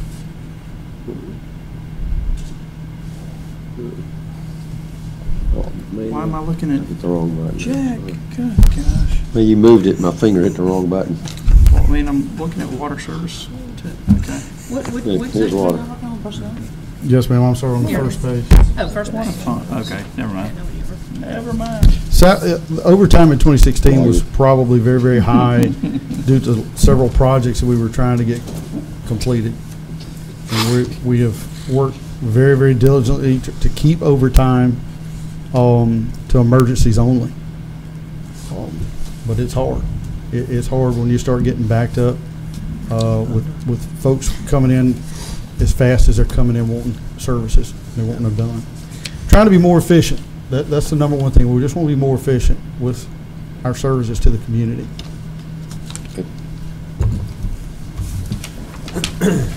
So where are we? Back to the You can skip all the way to capital accounts if you Capital. want.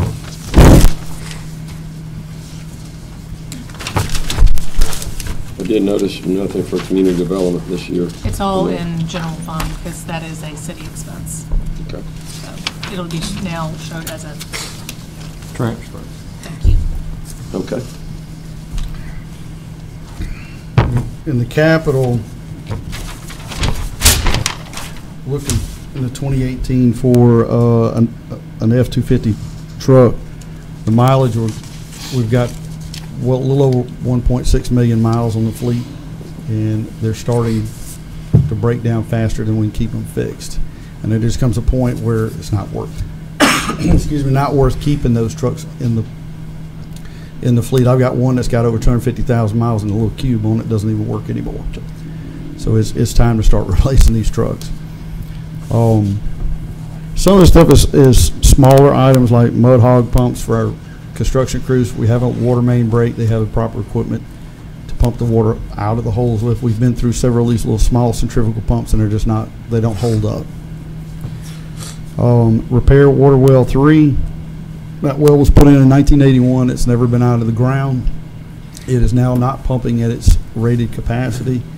We've tried changing the height of the bowls of the impellers to the bowls, and it's just not, but it's worn out. Where is that? It's out on Highway 33.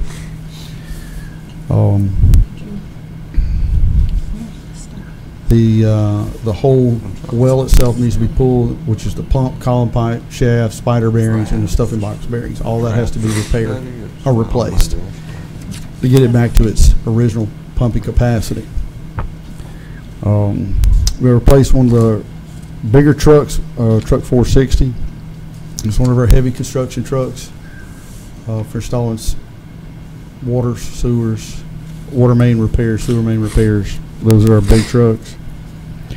And I've got in here to take from well 3 a new 12-inch water main back out to Highway 48. We have the capability of pumping about 1,700 gallons a minute at that well, but I can't get but about 1,200 out of it. The main is too small to be pushing that kind of flow down that 8-inch water line back to Fairhope Avenue. Is that based on the repair of well 3 and the capacity, the ultimate capacity we get from that, or is that, or do we have more capacity than even 1,700 gallons? No, that is max capacity. I can't get right now but 1,200 out of it, but I've got one well rated at 1,000 GPM and another rated at 750, so 1,750. But I can't push that down that line. How long have we known about this, Dan? I mean, we've been banking on painting that water tower for about 2 years now. We knew that was about $1 million, and I see that on there. But then an expense is estimated to be twice that amount. I don't know that we even had on the radar. Do you want to speak to that too, about the painting of the water tower? No, I mean, we're working with the cell carriers. They're getting off, and there's a contractor that did not bid that project last time because of the way the substation was and everything right beside. He's going to meet me there Tuesday, and we're going to discuss what we can do to make sure we get competitive bids on it. And we're working on that now. I talked to somebody about that the other day. I want to get with you on that, and I heard you might be preparing the bid specs and all too, which might be basically us. You'd be the engineer, project engineer. Yes, that's what we're doing. We're working on that, and I've worked with the cell companies. What I'm trying to do, we were going to install a corral around the top of the tank so everybody could put their antennas on the corral. And talking to some of them, their lease is based on a certain elevation that's maybe not conducive to everybody being on a corral. So now I'm looking at how to manipulate their structure so that we can paint everything, put mounting brackets on what's cut off, and then let them put mounting brackets on what they've taken off. And when they put it back, it'll just be bolted on so that if they abandon it, they'll take loose their stuff, and we'll have what we need to bolt something else to. But we won't be cutting steel off of the tower and potentially damaging the paint that we're fixing to put on it. I'm just trying to make sure that we protect the tank, and I'm going to communicate with these people about what they may need in the future. Some of these leases have the ability to add antennas. I just want to make sure if they have plans to add it in the next 25 years, we need to prepare for that now. And that's why it's kind of hell. I mean, I apologize, and I've been doing other things too, but we're trying to get this thing out where we know what we're getting, and everybody knows where they're stand in terms of preparing. That's not a problem. I just want to ask you a little bit on that. When we talk about it offline, about the oversight of the painting and stuff like that. Sure. What the plans are for making sure they're doing it to specs. Certainly. And thicknesses are measured and all those little minute details that we don't need to certainly waste their time on. So Dan, back to that 12-inch main from the well 3 to Highway 48, that $2 million expense. That kind of just jumps out at me this week. I don't think that we've talked about that before. We have not. We have not talked about it. We started looking at the production from last year. When we started looking at this budget, we looked at last year's production in a dry summer versus what we're doing today. And we started looking, how can we get more water without having to spend the expense of drilling a well, new building, new site, and $4 or $5 million worth of that. So we looked at how can we get more water to town. We have talked about a new well, though, right? Yes. Yeah. Yes. Okay. We have talked about a new well. So we were trying to figure out how can we do this and supplement it and not spend $4.5 million on a new well. That makes sense. So I was just wondering how we me, in my mind, I could have that possibly figure- missed this, but we have talked about a new well, and for the last several years, we've just kind of been floating that idea that we're eventually going to need a new well. That's correct. And we So- still might need one, but this is, I think this will, because this would give us another 500 gallons a minute is what it would give us. Now, that $2 million may not, once it's bid, may be lower than that. Now, this number is based on when we ran that water line up 13 and then eventually over to 104, that was $1,080,000. So, but that was done, from what I was told, at cost. The company that got it wanted to keep their employees busy, so that was done at cost. So I based this number off we did that one on 13 on. It could be less than that.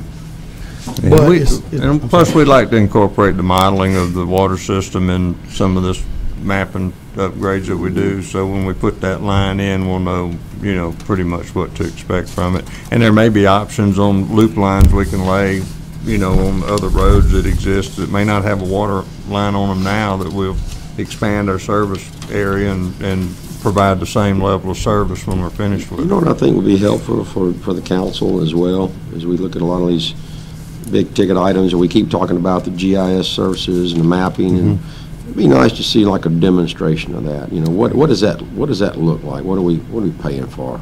Okay. Right. I think that'd be helpful. Okay. It doesn't have to be the whole. It doesn't have to be the whole sewer system or the whole understand. water distribution system, but a portion of it. Okay. We've got to replace our bulk fluoride tanks at our wells. They're aged, and it's time to change them out.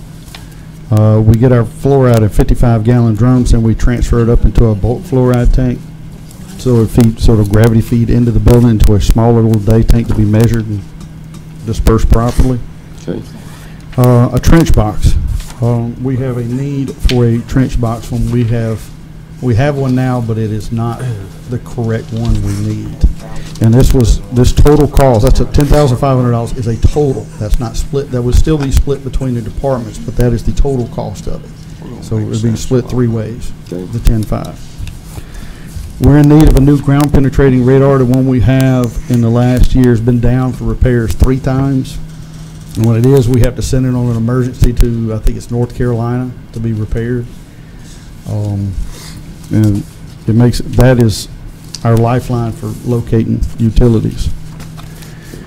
A portable SCB, a self-contained breathing apparatus for our water operators. If they pull up to the well and chlorine's leaking, they'll have this portable unit in there with them. We've had one in the past, but it's out of its service life. Once they get it, they go through the fire department training on the SCBA. So they're taught how to properly don and doff these masks. And of course, then you see the painting of the water tower that's in there. Okay.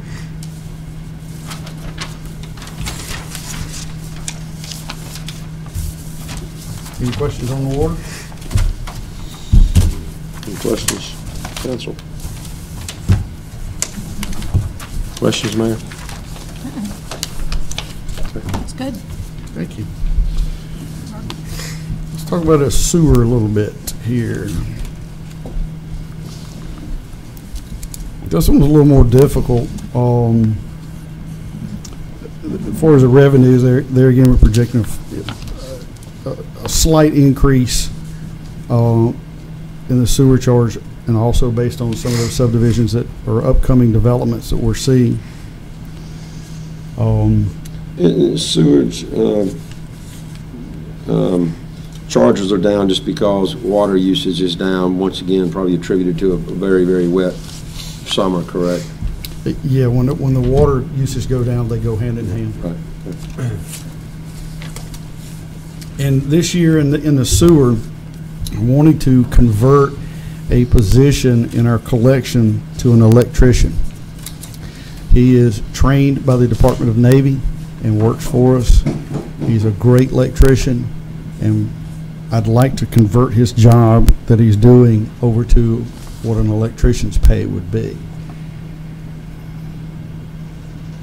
Not asking for any increase in personnel, just changing his title basically, and is what we're doing.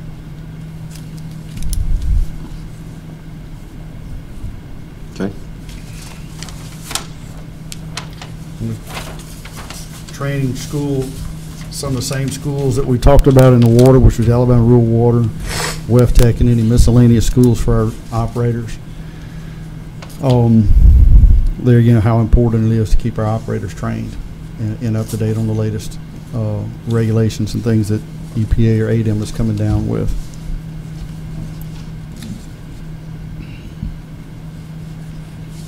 Professional services for 2018, we took it down a little bit. I don't know of anything, but I left it in there for a little in case we had something we needed to call a consultant on. We had something already budgeted in there. Computer expense, Jeff had put in there a laptop, but we need to renew our what's called our Win 911 or SCADA alarm for our plant. That's a license we have to renew once a year. And then all the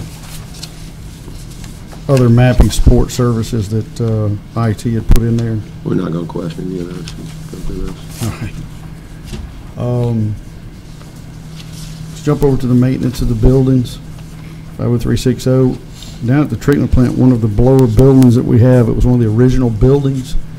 The wall is starting to pull away as the same way as the wall did on this building here. Lance has looked at it, and we need to get that building repaired.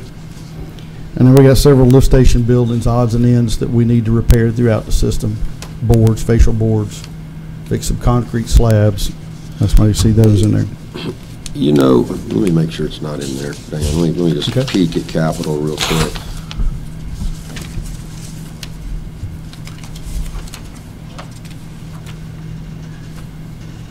Well, it may be in lift station upgrades. I'm not sure. You have portable generators. I was just thinking about generators, and you know, it's one thing that worries me, and this is across the board in all of these, in every one of these budget presentations, is that we're talking about some of this minutia when we just take a stab at our revenues, and they might be off by $400,000 or $500,000, and then we're, you know, talking about 10 or 20 here and there, and you know, we need to be talking about some, you know, especially with these lift stations, you know, incorporating backup generators as often as we can. I mean, we got 60-something lift stations, and you know, even if we bought 5 a year, we'd be 12 years, and by the time 12 years is up, those first ones bought will probably have to be replaced. We need to be replacing.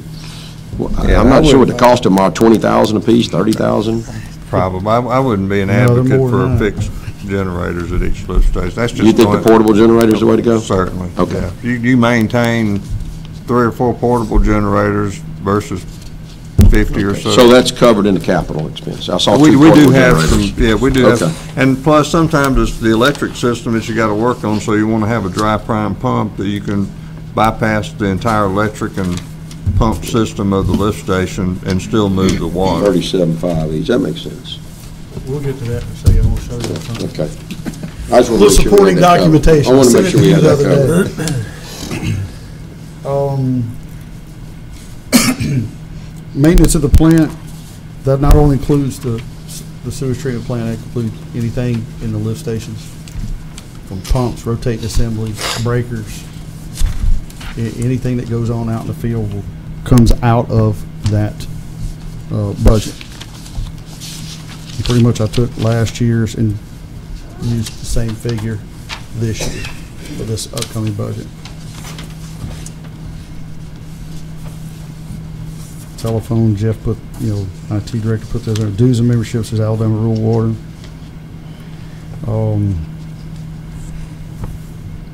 Gas and oil, same thing we did last year.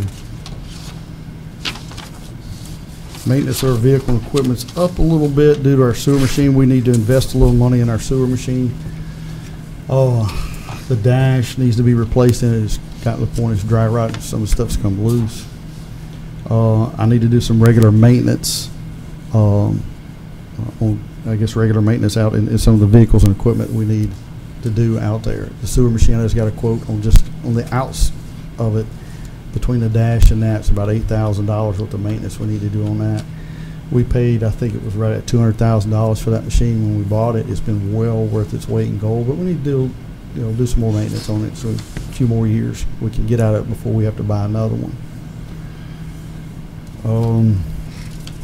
Uniforms, pretty much little bit over in that. We've added a couple people in the collection system, and hopefully we'll have somebody here that's filling a vacancy in the sewer treatment plant here soon, so they'll take care of those uniforms for those individuals.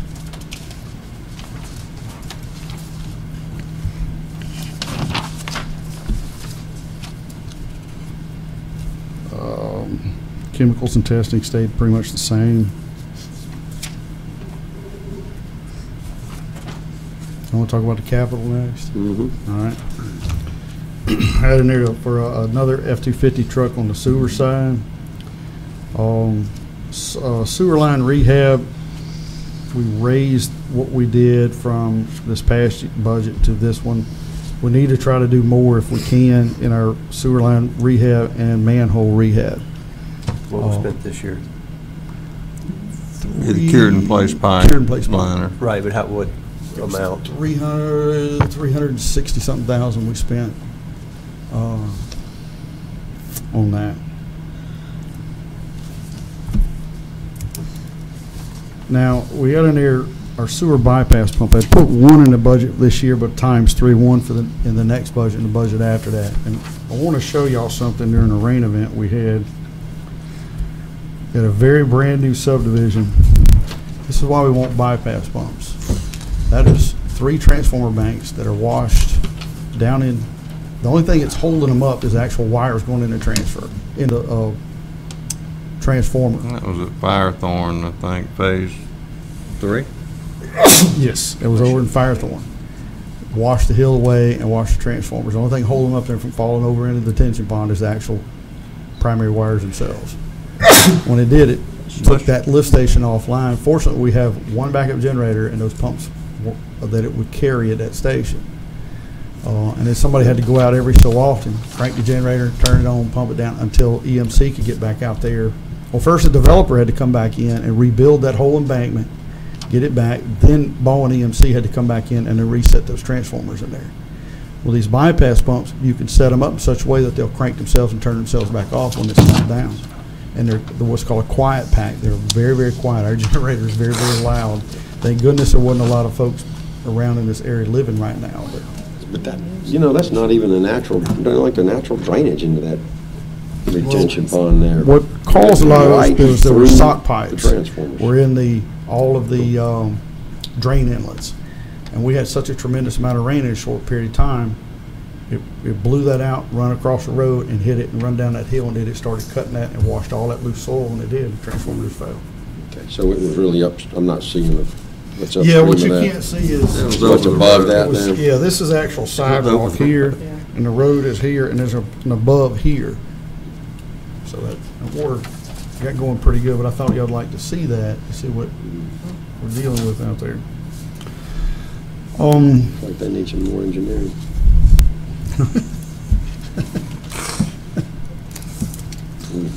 Part of our sewer upgrades I had put in there to upgrade the Fells lift station, but I think that's being addressed in the Goodwood Mills and Kaywood report.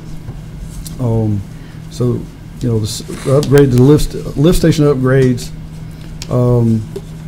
we probably need to hold off on those until we actually see that report and it's presented to the council, and then make decisions based off that report. And the report is going to be way different than this. Okay. Okay. It's a lot of needs. We got a sewer line that we need to repair over on Bayview. That runs, it's about a 300-foot run that we need to get. It's about 10 foot deep. And it's going to wind up tearing the road up. There's a section there at Bayview that in 1979, when that blew out over there, they did not close for whatever reason, they didn't put the water line back across there. So that's all tore up, I was going to take the opportunity to close that line back up. And so it's now loop fed again through. We don't have a dead end.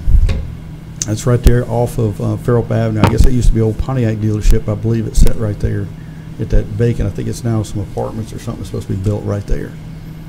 That water line dead ends before it gets right to the gully right there. Well, just on the other side of the gully there, in about 300 foot or so, or 200 foot or so, that sewer line has got to be repaired through there. We have a sewer pilot study on our odor control.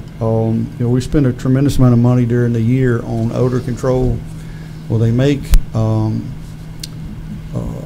it's a huge canister that will help filter the air. If we can get that installed, we might be able to reduce our chemical feed and significantly reduce that budget on our chemicals.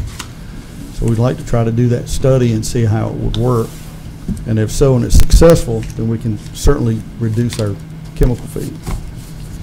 Odor loggers, we need those instead of having somebody do them for them. I'd like to do it myself, or my guys do it themselves. So if we have a complaint, we go drop the odor logger in, it'll monitor round the clock, and you come back, hook it to the laptop, and it'll tell you exactly what's going on. So help you try to identify, do you have a problem? What do you need to do to try to take care of it? And we're in desperate need of another sewer camera. The camera we have currently, we bought in 1999. It's outdated. The cameras we have today, you can actually locate the heads on them. It's a small push camera that we can use. Anything above that, and we will, call somebody out of Mobile like SIS to come camera that. Those cameras run $100,000+. So I said, well, we don't use them that often, so I would rather have our own in-house camera. If we need anything above that, we can certainly contract that out and have that done and save some money. Yeah, and one thing we want to do with the camera, and we just finished that Dogwood, Nichols, and Fairland sewer system lining project, and that last rain event, we had some pretty significant overflow there. And so we're a little bit surprised that, the lining systems weren't quite as rock solid as we thought they were going to be. So now what we're looking to do is go through that subdivision with smoke testing and with this camera and look and see where we have other issues, breaches in the system besides the main collection line. And part of all that, if we determine that part of this whole sewer rehab evaluation requires some upfront people looking and evaluating, and being able to get the low-hanging fruit so that we can try to get the most out of our money on the front end of this whole capital improvement project, we may be looking at a crew that's dedicated to doing that, and they can go out. Each rain event, you'll find different little places that you'll realize there's more water coming through here than there used to be. I can't tell you the number of people that call it subdivisions in different places that talk about, whether it be stormwater or sewer. It's time to have somebody or a crew that's available to evaluate those issues, and if we can do them in-house, great. If not, we need to be able to. With the contract we did this year is one of those contracts that you can renew for the next 2 years, and when we do that, this crew I'm describing would be the ones that would develop the work orders that would take the lining contract and get the worst parts of the system lined first. And I think that's important that we start looking at how to, and then emergency, when Dan talks about people being sick and when we go from two crews to one, we'll have some backup for that. But the emergency response capability during these times when we have extreme rain events and system inundation, we can have people checking things so that when we get past the event and we start looking at, well, where were the problems, and we can better focus on where to look at where to find issues that we can correct. So another crew, I mean, I don't want to jump into it, just dive in head first, but I think we do need to be sure that we can benefit from it and that it's time to do that. And I think exploring this Tatumville Gully where we had this problem, I think that'll give us an idea about what we should be looking for, what kind of people we need to hire to do that, and we'll have a direction to take in terms of evaluating it. Let me say thank y'all for the opportunity, Mayor, Council, to sit here and try to explain it, because it's very, very important. It's important to me. It's important to the staff to at least be heard. and I heard Jack say, if you don't ask it, you're not going to get it. So Yeah, we So appreciate we're always it. getting, I'll ask him. I think it's important too, because they will, I mean, y'all put together, but this worksheet's really comprehensive. Thank you, Yep, Jill. thank you. I mean, it really is a lot more detail, and we can really see the trends, and, you know, it's the way to do it. Absolutely. Yeah, thank you, sir. thank you all very much. Thank you. We got through 4 in under 2 hours, but if you take sewer and water, which it should be, so, all right, next.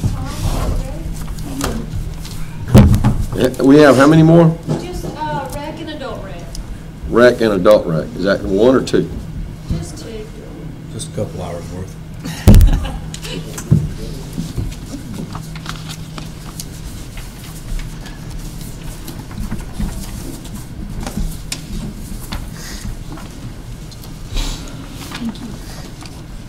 I'm taking the first one, so.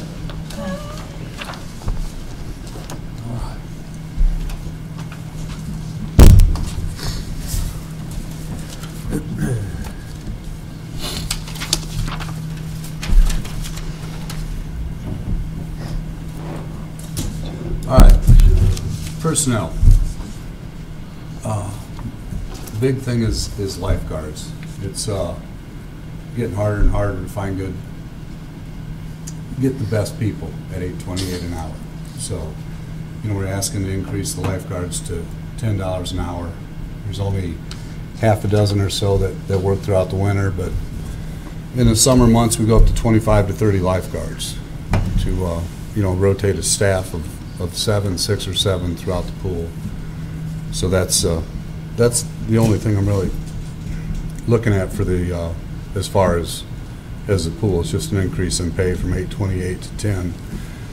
And then over at the tennis courts, we're requesting either 1 full-time person or 2 part-time to cover the hours that it's going to take to take care of those clay courts and make sure that they're manned 7 days a week. That's a lot of hours to cover. Are we getting any of the players to help maintain the courts? You know, remember when we bought them, they said, oh, the players will go out there and rake them and do this and that, and we kind of scoffed at that. We were told, oh, no, they'll help maintain them. You won't have to have all this staff. Good intentions, I think, but, you know, when it comes down to it, now they feel that they're having to pay for the use of the courts. So, you know, they're having to pay, you know, why would they? They still think the price is extremely cheap, by the way. The I've had prices- people tell me that they are just shocked at how cheap it is. And they're very happy. They love the courts.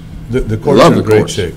The pro that we hired, I could not be happier. Good. You know, I just pictured, you know, this maintenance nightmare, but, you know, we've been over there a few times to help him with some plumbing issues, minor plumbing issues, but he maintains those courts. They're ready He is, to but play. the pro can maintain them. They're doing a good job. It's just so many hours that one person can work and so much play, right? Yeah, because someone has to be there when those courts Right. someone has to be there during the hours, because if you get a little shower like we just had, if someone's not there and people go out there and you know, attempt to play on them, you know, then tomorrow would be a nightmare trying to fix them back up. So, I mean, they have to be locked up at the end of the hours. You can't, it's not like the asphalt courts. We next keep door. people off of them when it's We keep people off, Daily. yeah, and so we have to have staff there. And it's you know, minimal staff, but I Sure. still, to cover Okay. all the hours Sure. with the new lights coming in, 1 full-time would be great, but, you know, I would take 2 part-times. Okay. Just go right on down through all that. General supplies, same as last year. You know, we're covering up, taking care of the tennis court expenses out of that, you know, plus all the new expenses at the new soccer complex. How long have those courts been open now, Tom? They opened in June of last year. Okay, so we've got pretty much a year of data on there, Yeah. so we did pretty good on budgeting the Yes, we did, yeah. the extra general supplies and all, yeah. okay. And then, you know, you allowed us to Because purchase, that was a shot in the dark with those new It courts was. things, so, okay. you allowed us last year to purchase the equipment we need to maintain them properly, and we just finished a little maintenance barn out there, which is really gonna help, so we keep the gator there and all the clay and other tools.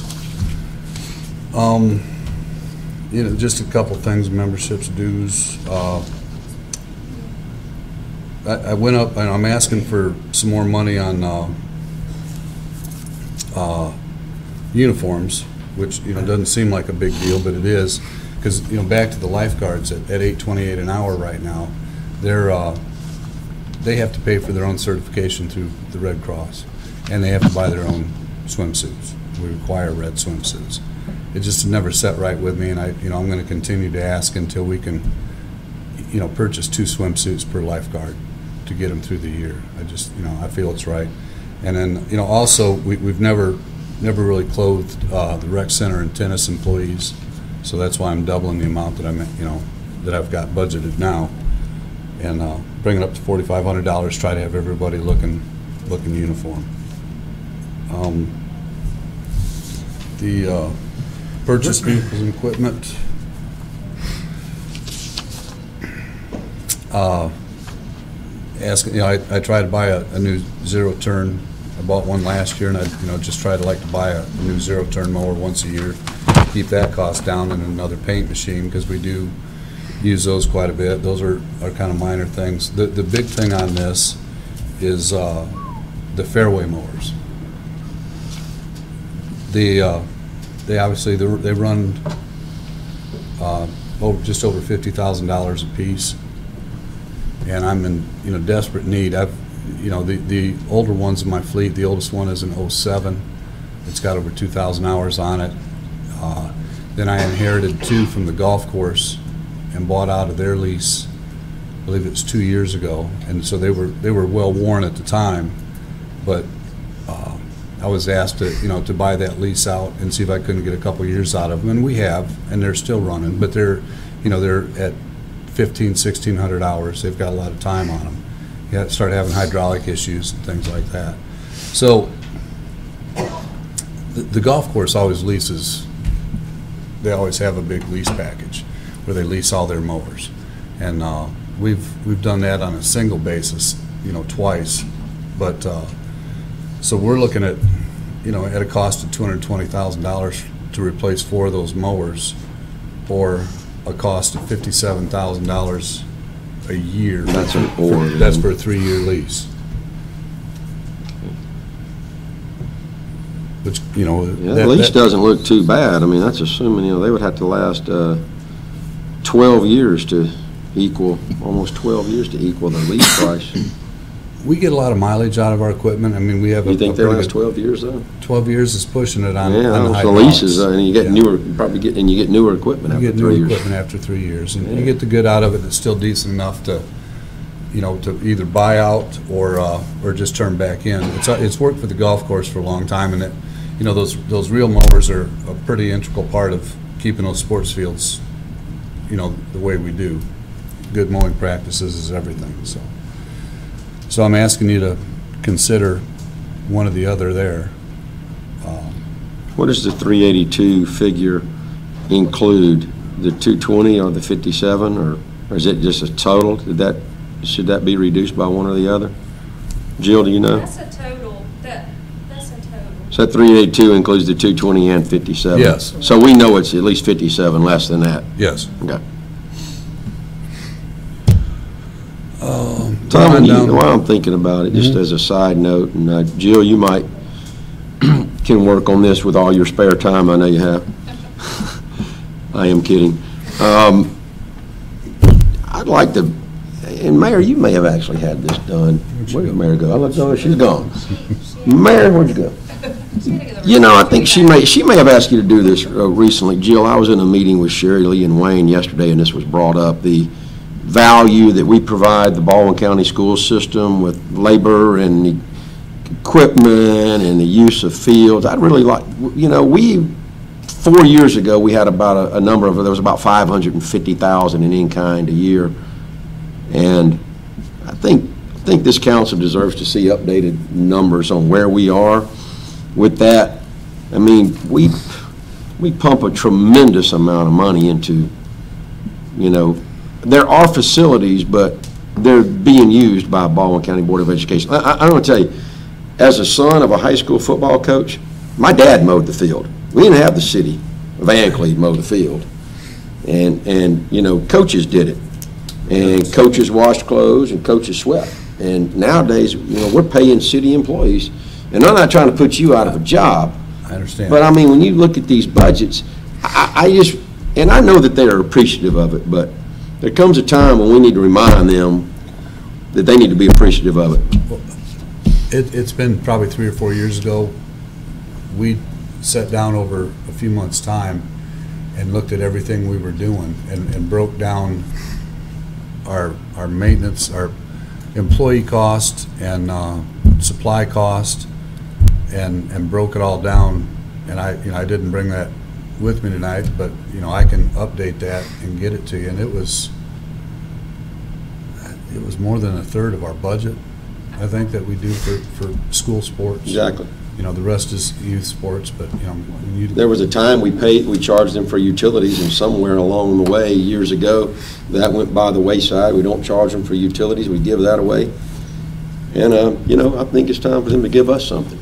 Maybe a school downtown or something like that, maybe. What all was done, but I remember back in January and February of just this prior year, we worked on a lot of the school, services and expenditures and stuff like that, that the value of everything that we provide to the schools. Yeah. In fact, I believe I have that laying on my desk. Okay.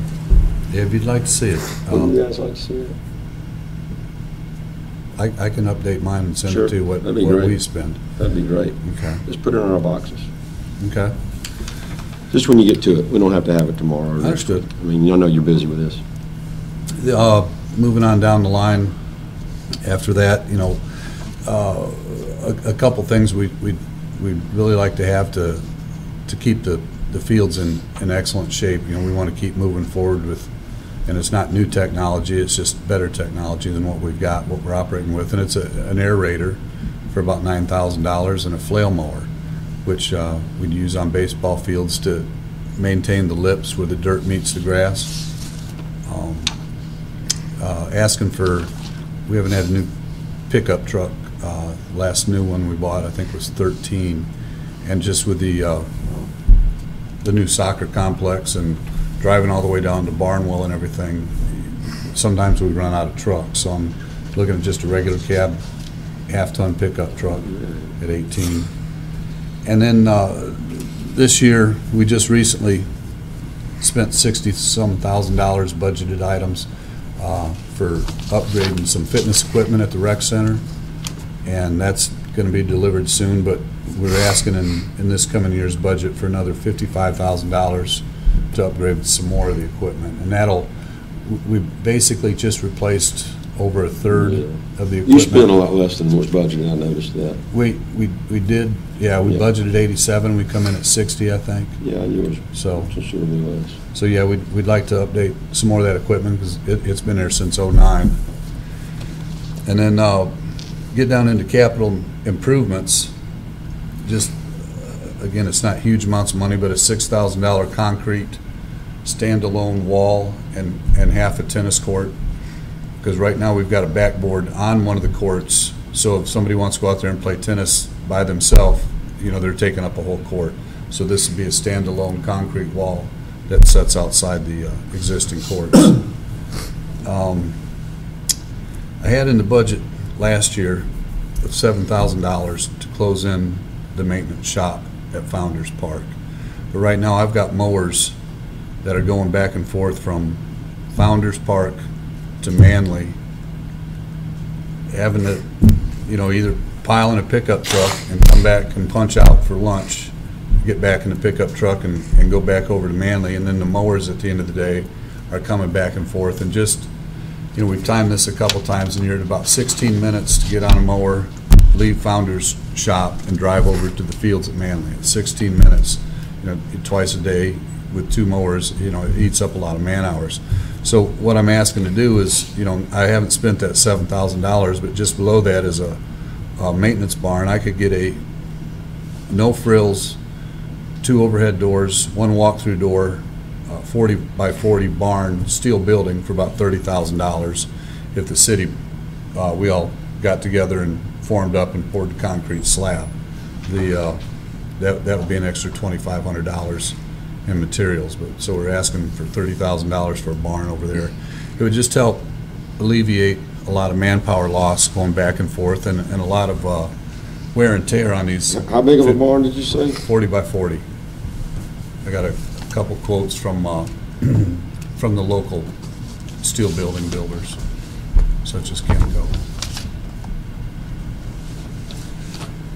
But it's you've got a $50,000 lawnmower going back and forth from park to park twice a day at minimum, and then the school traffic is always something in the morning. You rush over there and beat it and get over there prior to, or you have to wait till afterwards, which there's 15, 20, 30 minutes worth of maintenance to do on these mowers just about every day to keep them beast up and adjusted.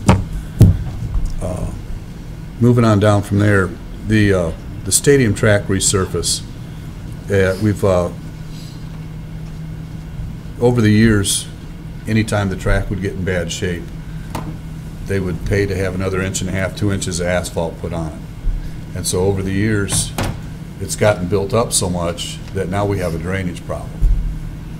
And in pictures from the 80s, you can see that the concrete curb that's up against the field itself is about that far above the asphalt track. But over the years, now the asphalt track's higher than that curb. Water goes to run off. I have drainage problems.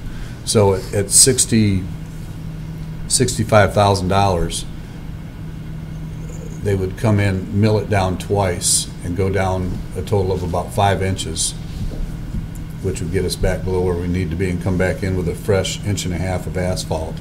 And then what the asphalt guys are telling me, what the mistake that's been made over the years is, we just come in and resurface it and add more to it every year. When they said every 3 to 4 years, you put that black coat sealer on, like you see some grocery store parking lots or restaurants, put that black sealer on it every 3 or 4 years, and it'll maintain the track. Yeah, but you can't run on it. I mean, do we want it to be a running track, or do we want it to be just something that the football team drives their gator around and puts their Gatorade on during the football field? I mean, during the football game, because you can't, you don't want to run on the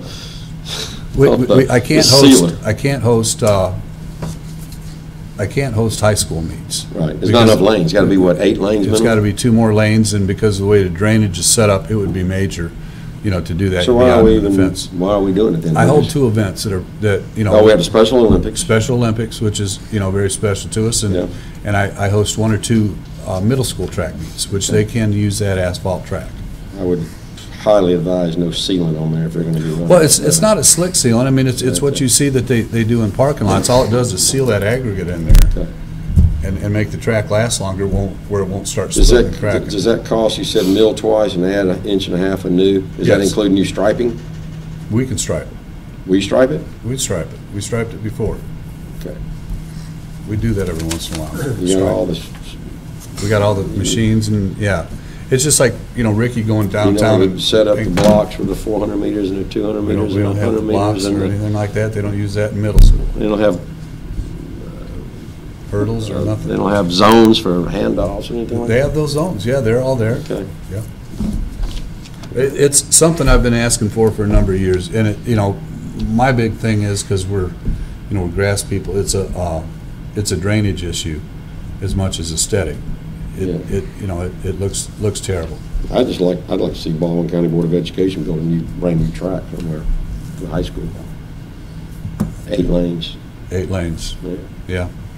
Believe it or not, I get people, for all the work that we do for soccer and all the work that we do for baseball, football, soccer, you name it, people that have kids in high school that run track. They want to know why we don't have a track. They want it too. They do. I don't doubt it. Don't doubt it. There was a control system for the AC system at the rec center, about $4,500 in there.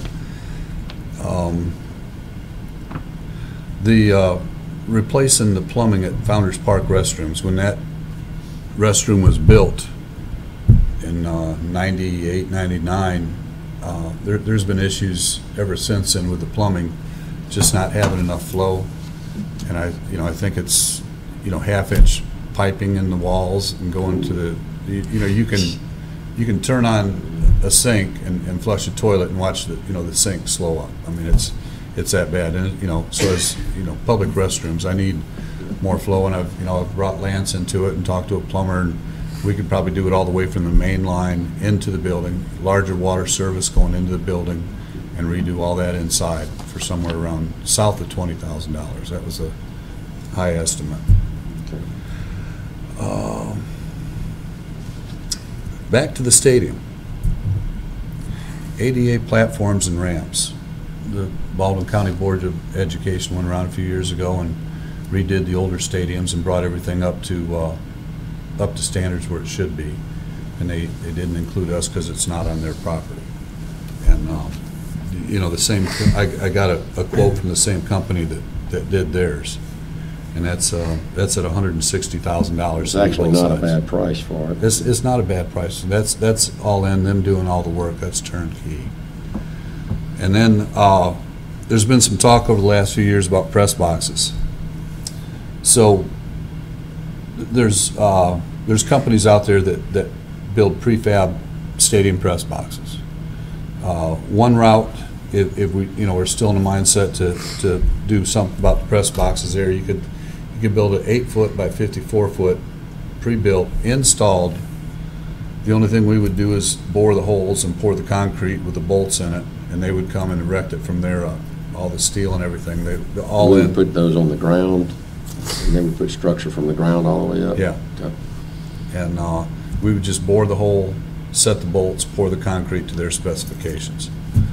The 8-foot by 54-foot would be more than just slightly more than what we need to help host visitors, Are you thinking, teams. is this 8 by 54, are you envision that as the visitor side? No, I'm envisioning that as taking down the one that's there on the home side and putting it there and not putting anything on the visitor side.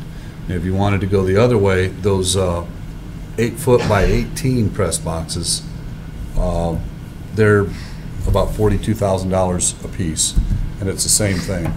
It's, we would bore the holes and set, the bolts and pour the concrete, and they would come and put structure up from there. When did we get the idea that we need to replace and there's a lot of pressure, I'm in that booth a lot. There's a lot of pressure to replace. When did we get the idea that we need to replace the home side press box? There was a talk about putting in a visitor side. There was talk. And then when all of a sudden, are we letting boosters tell us that we need a new one on the home side because I don't like the way it looks, or what? No, sir. But I can just imagine if I put a brand new press box over on the visitor side, what the hometown crowd's going to say. Well, the vision was to put one probably about 30 feet by 8 foot over there, just so they can have their coaches over there, and you don't get the coaches yin and yang and during the ball games, and then the rise of media, the visitors, especially Foley, comes to mind a lot. They bring their press and they need room, and the idea was to have a place for the visitors press, because you get some regional television coverage. And then they come in and say they own the rights. I still don't quite understand how they, have the rights to our stadium, and they kick out our people, and then they kick out the visitors' people, and pretty soon you got some people that are used to broadcasting games, and they don't have anywhere to go. So I think in last year's, maybe it wasn't in this 2017 budget. In the 2016 budget, we had money in there for a press box. It never got built. The year before, we had money in there for a press box. It never got built. And now I'm seeing a proposal for a home side press box, and I mean it could be better. I mean it's not the greatest press box in the world, but it's not the worst either. And if you got the visitors on the other side, there'd be plenty of room in the home field press box. Yes, there would, because you'd have a whole empty room upstairs that you could probably put the home coaches together in 2 rooms, take the doorway out, and you'd still have a room for the scorekeeper and officials upstairs. You're right. I was throwing these out as options, for discussion. I know. Well, I'm getting the same pressure, and I get the same pressure. The same people that want this stuff push it on you, they push it on me. They call me, and I tell them to call Jack. I know that press box was it was built some years ago. I mean, I'm going to say in 01, 02, something like that. It was built, and it's when you're standing upstairs, and somebody comes walking up those steps, you can feel it. Yeah. And it's bolted to the concrete slabs, and, you know, like I said, there's nothing, it may last for years and years. I'm throwing I'm these out kind of as throwing, I'm also suggestions trying to because- educate the council members on what kind of Yeah. the history of that is. I mean, Yeah.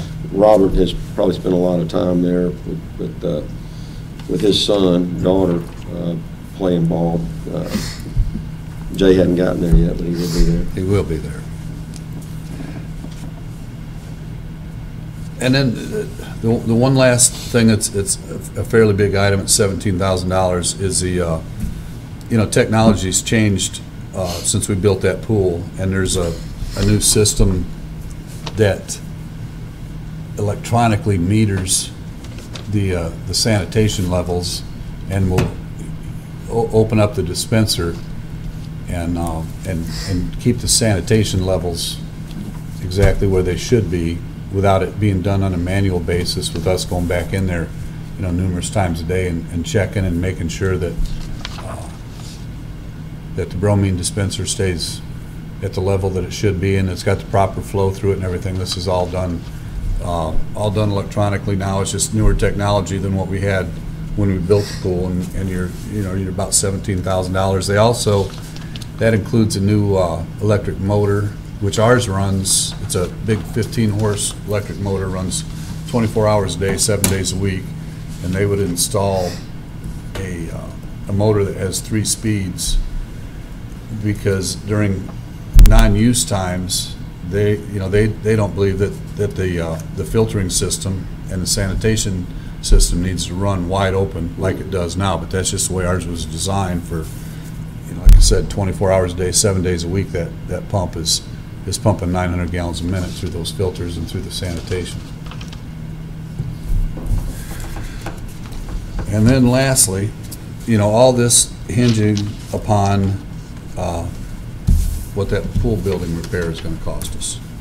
And I know that Mr. Peterson and Lance and engineers have been working on that, and we continue to work on it and haven't got a firm cost yet. So,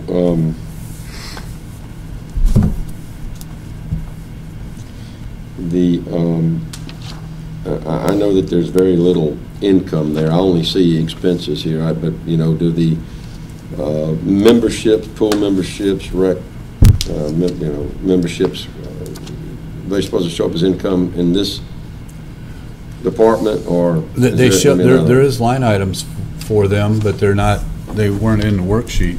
Yeah, they're all in, they're really not on the worksheet, they're in the budget, but they're on the revenue side where all the general fund revenues are reported together. But I think that's what the mayor was saying. She wants to kind of separate the revenues and the expenses by department this year, just as a presentation point, not necessarily change anything we do in-house, but just say the recreation, you'll have revenues and then you'll have expenses to kind of see what kind of revenue they're bringing in. Well, that's right, but since it's not on here, so I didn't know how to Okay. I didn't know how to look at it. Okay, but it'll be broken down in the general fund Right. revenues. Okay, It's on our monthly statements that come out. yeah, I'll see them on there. Yeah. Questions for Tom? Thank you. No, thank you. No. Thank you, Tom. Jim, you up? You have been mighty patient there. You haven't even changed your expression. This is it. So, am I next? Yeah, 5 minutes. All right. It's either that or take me to dinner. We can do both. No. I think, Hello, council. Thank you for seeing me tonight. because you can't really talk about adult rec without talking about the Nick Center and the Civic Center, because they all fall Sure. under. Okay. adult I wasn't rec. trying to keep anybody out, but And I think they had asked Lance for like the HVAC, there's a good bit of HVAC stuff that, okay. And these are gonna be, our capital improvement expense projects, actually. That first sheet that I just handed out, that is what Jill sent over. Been with Adult Rec for about 4.5 years, and how the budget worked, we would tell our supervisor, we need this, this, and this, and this, and send her the list, and that was the end of it. So this is a kind of a new situation now, and looking forward to embracing it and going forward with the way the budgets are supposed to operate. Right behind that spreadsheet I gave you, I want you to look at this. This is a sort of a snapshot by priority on how I see the Nick Center improving, if you will. So again, by priority, the air conditioning system is 20 years old, in terrible condition. And the reason for us being at the Nick Center is to provide a safe and pleasant environment for our senior citizens. Right now we have about 1,200 members. They are wonderful. They're great people. They thoroughly enjoy the facility. We do a lot of things for them, and it's a real jewel for the city of Fairhope to have the Nick Center. So the air conditioning obviously is the utmost important, especially in June, July, August, and September, and so forth. I've asked Lance to come along with me to sort of explain the grave situation of our air conditioning system, and he can do it much better than I can. And so Lance, if you'll talk to them about that, I would appreciate it. There's 5 units at the Nick Center. We have a fresh air unit, which consists of 50 tons. That unit, the compressors are cut out of it and have been since I've been here. We have a ballroom unit, which consists of 30 tons. There's 2 15-ton circuits in it. We're running on 15 tons of air. That's it. The other compressor's been cut out of it at some point prior to my being employed. The fresh air unit is very important.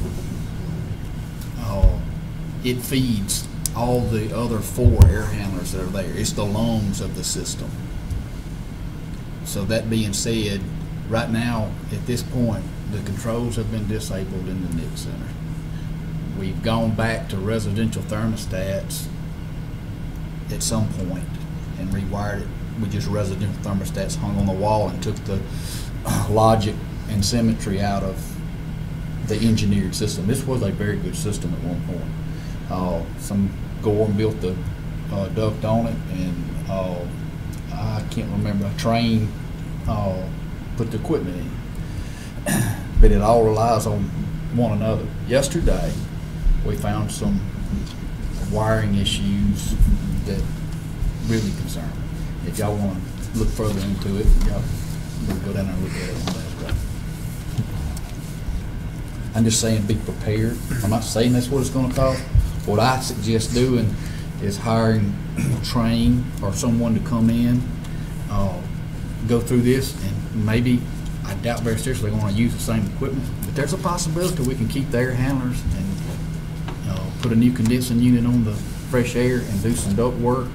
The fire dampeners right now, where that fresh air unit was disabled, of course when they killed the power to it, the fire dampeners shut. They're corroded and rusted in place, so they're completely shut off.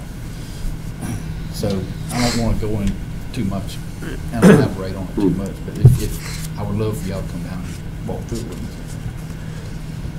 How does it stay cool at all in there? It doesn't? Baling wire and duct tape. I mean, it does okay. I've got Cody climbing all over the building at least once a week, fixing this, adjusting that, running a wire here. You know, we can maintain it. Yesterday, for example, there was a 125 amp breaker on number 4 wire going outside. It shorted out, and it could have been bad because it should have at least been number 2 wire in there. And like I said, I don't want to get all into it. Right now, on the ballroom itself, if we have a big function at night, I've spent on many a night at the Nick Center trying to just hoping and praying that I can keep it going. You know, like I said, we only have, there's 2 compressors on the ballroom unit. Well, that ballroom unit actually relies on that fresh air unit to help it put the air in that ballroom. Well, it's out of the picture. So right now, the ballroom unit is running on 1 circuit, which is 15 tons. and it's looking for that air coming from the fresh air unit. It's not getting that. So it's sucking through the little building returns. So in return, it's like you breathing through a straw. And what happens then is the head pressure, the suction pressure drops down, and we slow the compressors back. We put 6 compressors in those units. Funny thing is there's low ambient controls on all those units outside. When I walked up to them the first time, it takes a while to get through these buildings. And it's like, why in the world do we have low ambient controls on these units out here? It don't make sense. Sometimes you see a low ambient controls in a cold climate or a control room where you have cold weather, or you may have to run during cold weather. Well, that being said, the fresh air not running, those units are trying to return through a little bitty return and don't have that fresh air pumping into it, which is required. And that's why they have the low ambient controls on, is to try to keep the head pressure up. They slow the fans down, trying to keep the head pressure up where it won't freeze up. So I'm not saying that it'll cost us that, but I'm definitely saying that we need to be prepared. Okay. One of the things that Lance had mentioned to me is getting a train expert out there, but I've heard that it's very difficult to get them out there. They won't even come near us. Pay them to come to us, sir. Right, it'll be an expense there, so we'll have to find out exactly what that expense is. But if they won't return our calls, it's kind of difficult to do that. Has to be a train expert. Somebody not necessarily. If we're going to try to reuse this equipment, it is a sole proprietorship. Train has so right. With this original equipment 20 years old, yes, I agree. Need to pull it and move on. Right. That's what we're going to do. All right. Moving down in terms of priority, I'm talking with Sherry Lee. I really need to move one of my part-time people to full-time at a cost of about $16,000 more a year.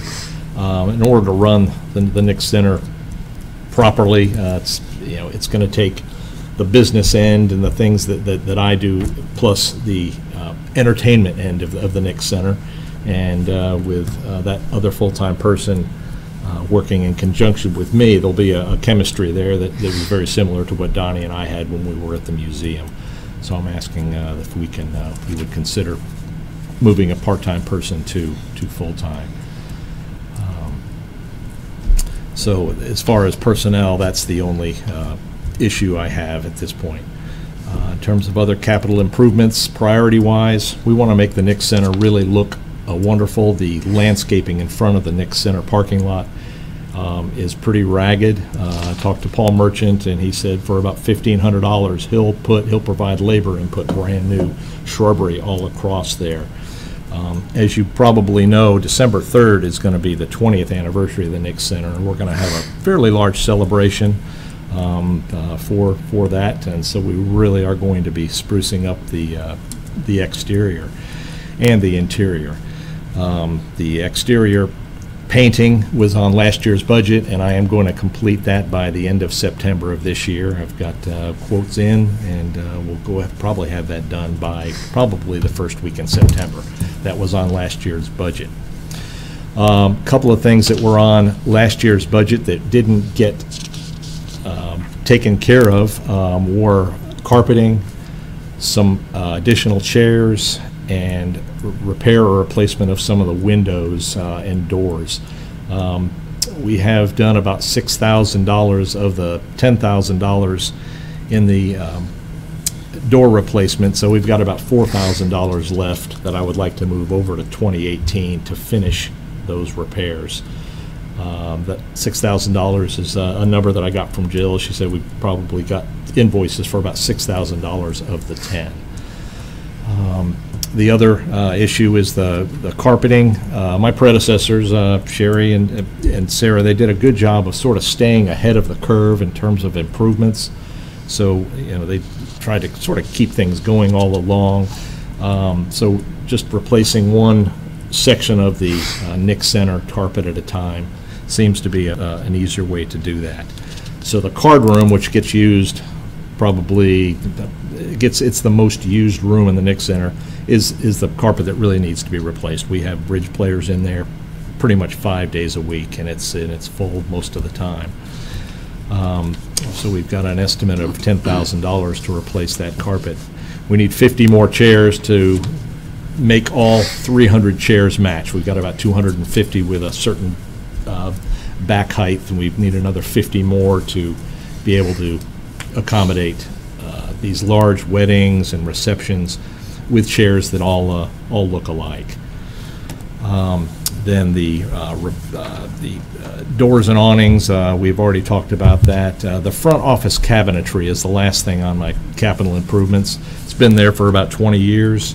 It's very old, it's very dated. Hinges are coming apart. Some of the drawers work, some of the drawers do not. And so for $8,000, we can get some new front office cabinetry for the office there. And that's where everybody comes in. That's what they see. They want to see something that looks nice. The first line under the purchase of vehicles and equipment, the AC unit for the Civic Center at $40,000, is that eliminated if you go down and do the? AC's on the Nick Center. I know. Okay. That's carried over from. I'm sorry, Civic Center. Never mind, I misread that. Never mind. I'll be all right. We've been here a while. Been a long night. I understand. Never mind. Okay.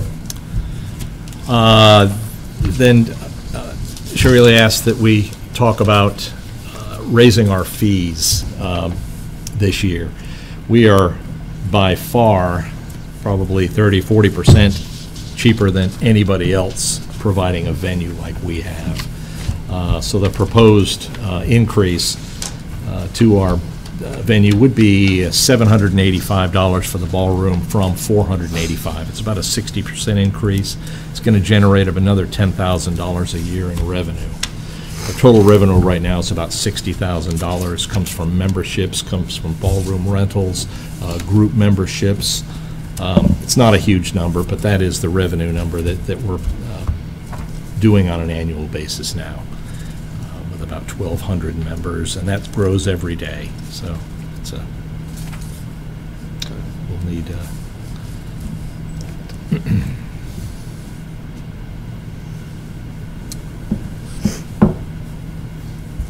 Any questions? You're easy. You're easy. Oh, well, absolutely. And I've only been on the job 23 days, but it'll last to fix the AC for that. Yeah. Hold open those dampers and just pay somebody overtime to hold those things up. And be with the guys at the harbor, and be with, it's only two of them. Am I reading right on here that it says replace the 45-year-old HVAC unit in the council chambers? Yes, sir. That's correct. That's the one we just turned back on because it was getting hot. Thing blows cold to be 45 years old. Yeah, it's You know cold. what it costs, that thing going cold every month? I don't want to You know. don't know? We'll tell us. Are you completed, Jim? I am finished. Thanks, Mike. Can we carry on? Yep. Sure. Okay, gentlemen, on item description, this is for the Civic Center. Of course, these are combined a little bit, but on the AC unit for the Civic Center, this is, of course, being carried over from this year. This wasn't able to be repaired this year, so the funds are still in the budget. The Civic Center. Let me make a comment about that.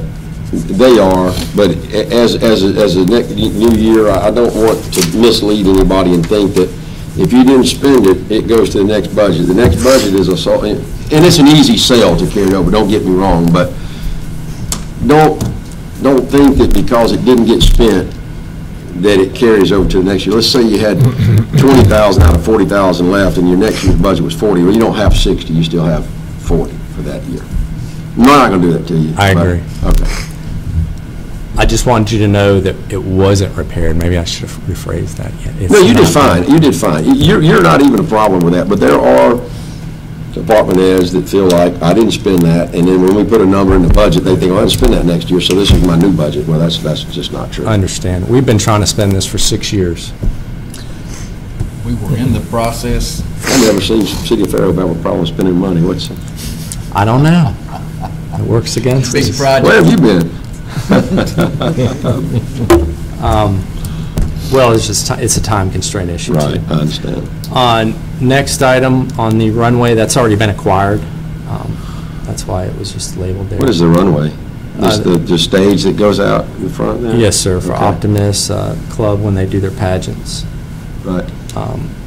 We were using a wooden runway, 3 of them, weighed about 200 pounds, and with one person having to move it, it was getting dangerous. So we were able to get a mobile runway now that's not as heavy. Okay. On the fire alarm upgrade, once again, that's something we've been trying to do for some time. Of course, it's out of code within the Civic Center and City Hall. There are some things that they brought it up to with ADA beacons and visual displays for the hearing impaired, but the panel is still not up to code. To get that up to code, we've gotten some bids, some estimates, and the cost that we got to do it with it being engineered was $25,000. That was the lowest one from Hiller and Hunter Security. Hunter Security was the lowest cost. And once again, that has not been completed. The bracing and flooring for the Civic Center stage, that's a safety concern. It's a big issue. The flooring on the Civic Center stage has been refinished, resanded down for the last 10 years since I've been here. It's getting to be where it's so thin that it's splintering, and you have dancers and performers that are getting hurt on it, and we're patching it the best we can. The bracing underneath, and Lance can account for this, it's very unstable. There's dips in the stage, shallow points, and to just remove that stage or go under there and fix it, it all needs to be taken off completely and replaced. The lighting and the LED, which we don't have LED now, but the Civic Center lighting controls, we have cup lights, we have the stage lights, which are halogen, and then there's 2 systems, one's for the stage lights themselves and one's for the dimmer light, the dimmer packs. These are 2 separate entities. They're on their last leg. They've probably been here when I was a child coming here to the events. We are actually taking off these packs and replacing them ourselves, every individual one. And it's getting where they don't make the parts for these components anymore. So we're at a dead stop with that as far as our lighting. The floor replacement in the auditorium and lobby, we're asking for that. That's been here, I believe, since 1984, as you can probably see on that. That's the tile floor. It's coming back into style. Actually, I'm just kidding. it's dark, so you don't see a lot. Like your dad's ties, they eventually come back into style. That's right. The floors replaced in the left and right dressing rooms. Those tiles have been here since I've been here for the last 10 years. They are cracking and buckling, but that is something that could be done together with the stage floor, since they are back on those wings. Chair carts and banquet tables. This is something that when there's 2 full-time staff members here, we have 1,000 chairs to pull out. We can't get inmates. 1,000 chairs, 2 people, it takes about 8 people to pull those chairs out. And that's not unstacking them. These chair carts are going to help us with that. They're going to assist 60 chairs per cart. So that would save a lot of time. The banquet tables, these are something that we're needing because we are outsourcing a lot of our tables to other departments within the city, and sometimes they don't have places to store them or put them. They're made of Parker board most of the time, so they do fall apart over time. So we are going to have to, we need to replace some of those. The awning for the northwest entrance, that's by the parking lot entrance. What that is, we have one on the northeast entrance right now. We put it up about 8 years ago because of the rain coming in. Currently, when we get a heavy rain of about 1 inch or more, what happens is that water starts to fill up by that entrance and it starts flooding into the ballroom, the auditorium. We need some sort of awning over there to temporarily fix that and divert that water. And lastly, on the well, not last, one more thing before the last item. Commercial freezer for the kitchen. Right now we have a 1 household stand-up freezer, upright. When we have large events or we need to store food for events, Sometimes we have to take it over to the jail to store our food for the freezer when we have large cooking events here, especially employee luncheons, things of that nature, or if we were to have a hurricane and needed the space, it would be important to have that. And as was said earlier, the 45-year-old HVAC unit, council chambers.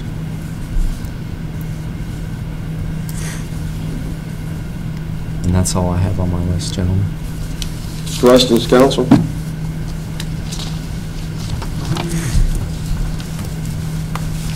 questions? Everybody still awake? Okay, gentlemen. Thank you, Well, thank you all. Thanks for saving the best for last. Absolutely. Councilman, do y'all have any other comments or questions? Do y'all have anything particular we need to kind of bounce around here? I know we're missing 40% of the council, but they'll be fine. Anything? Okay. All right. Well, then we'll go ahead and I'll call the meeting adjourned, and we will see everyone here on Monday, our regularly scheduled council meeting. Thank you. Okay. Thanks for Thank staying you. late and being patient Absolutely. with us. Yes, indeed.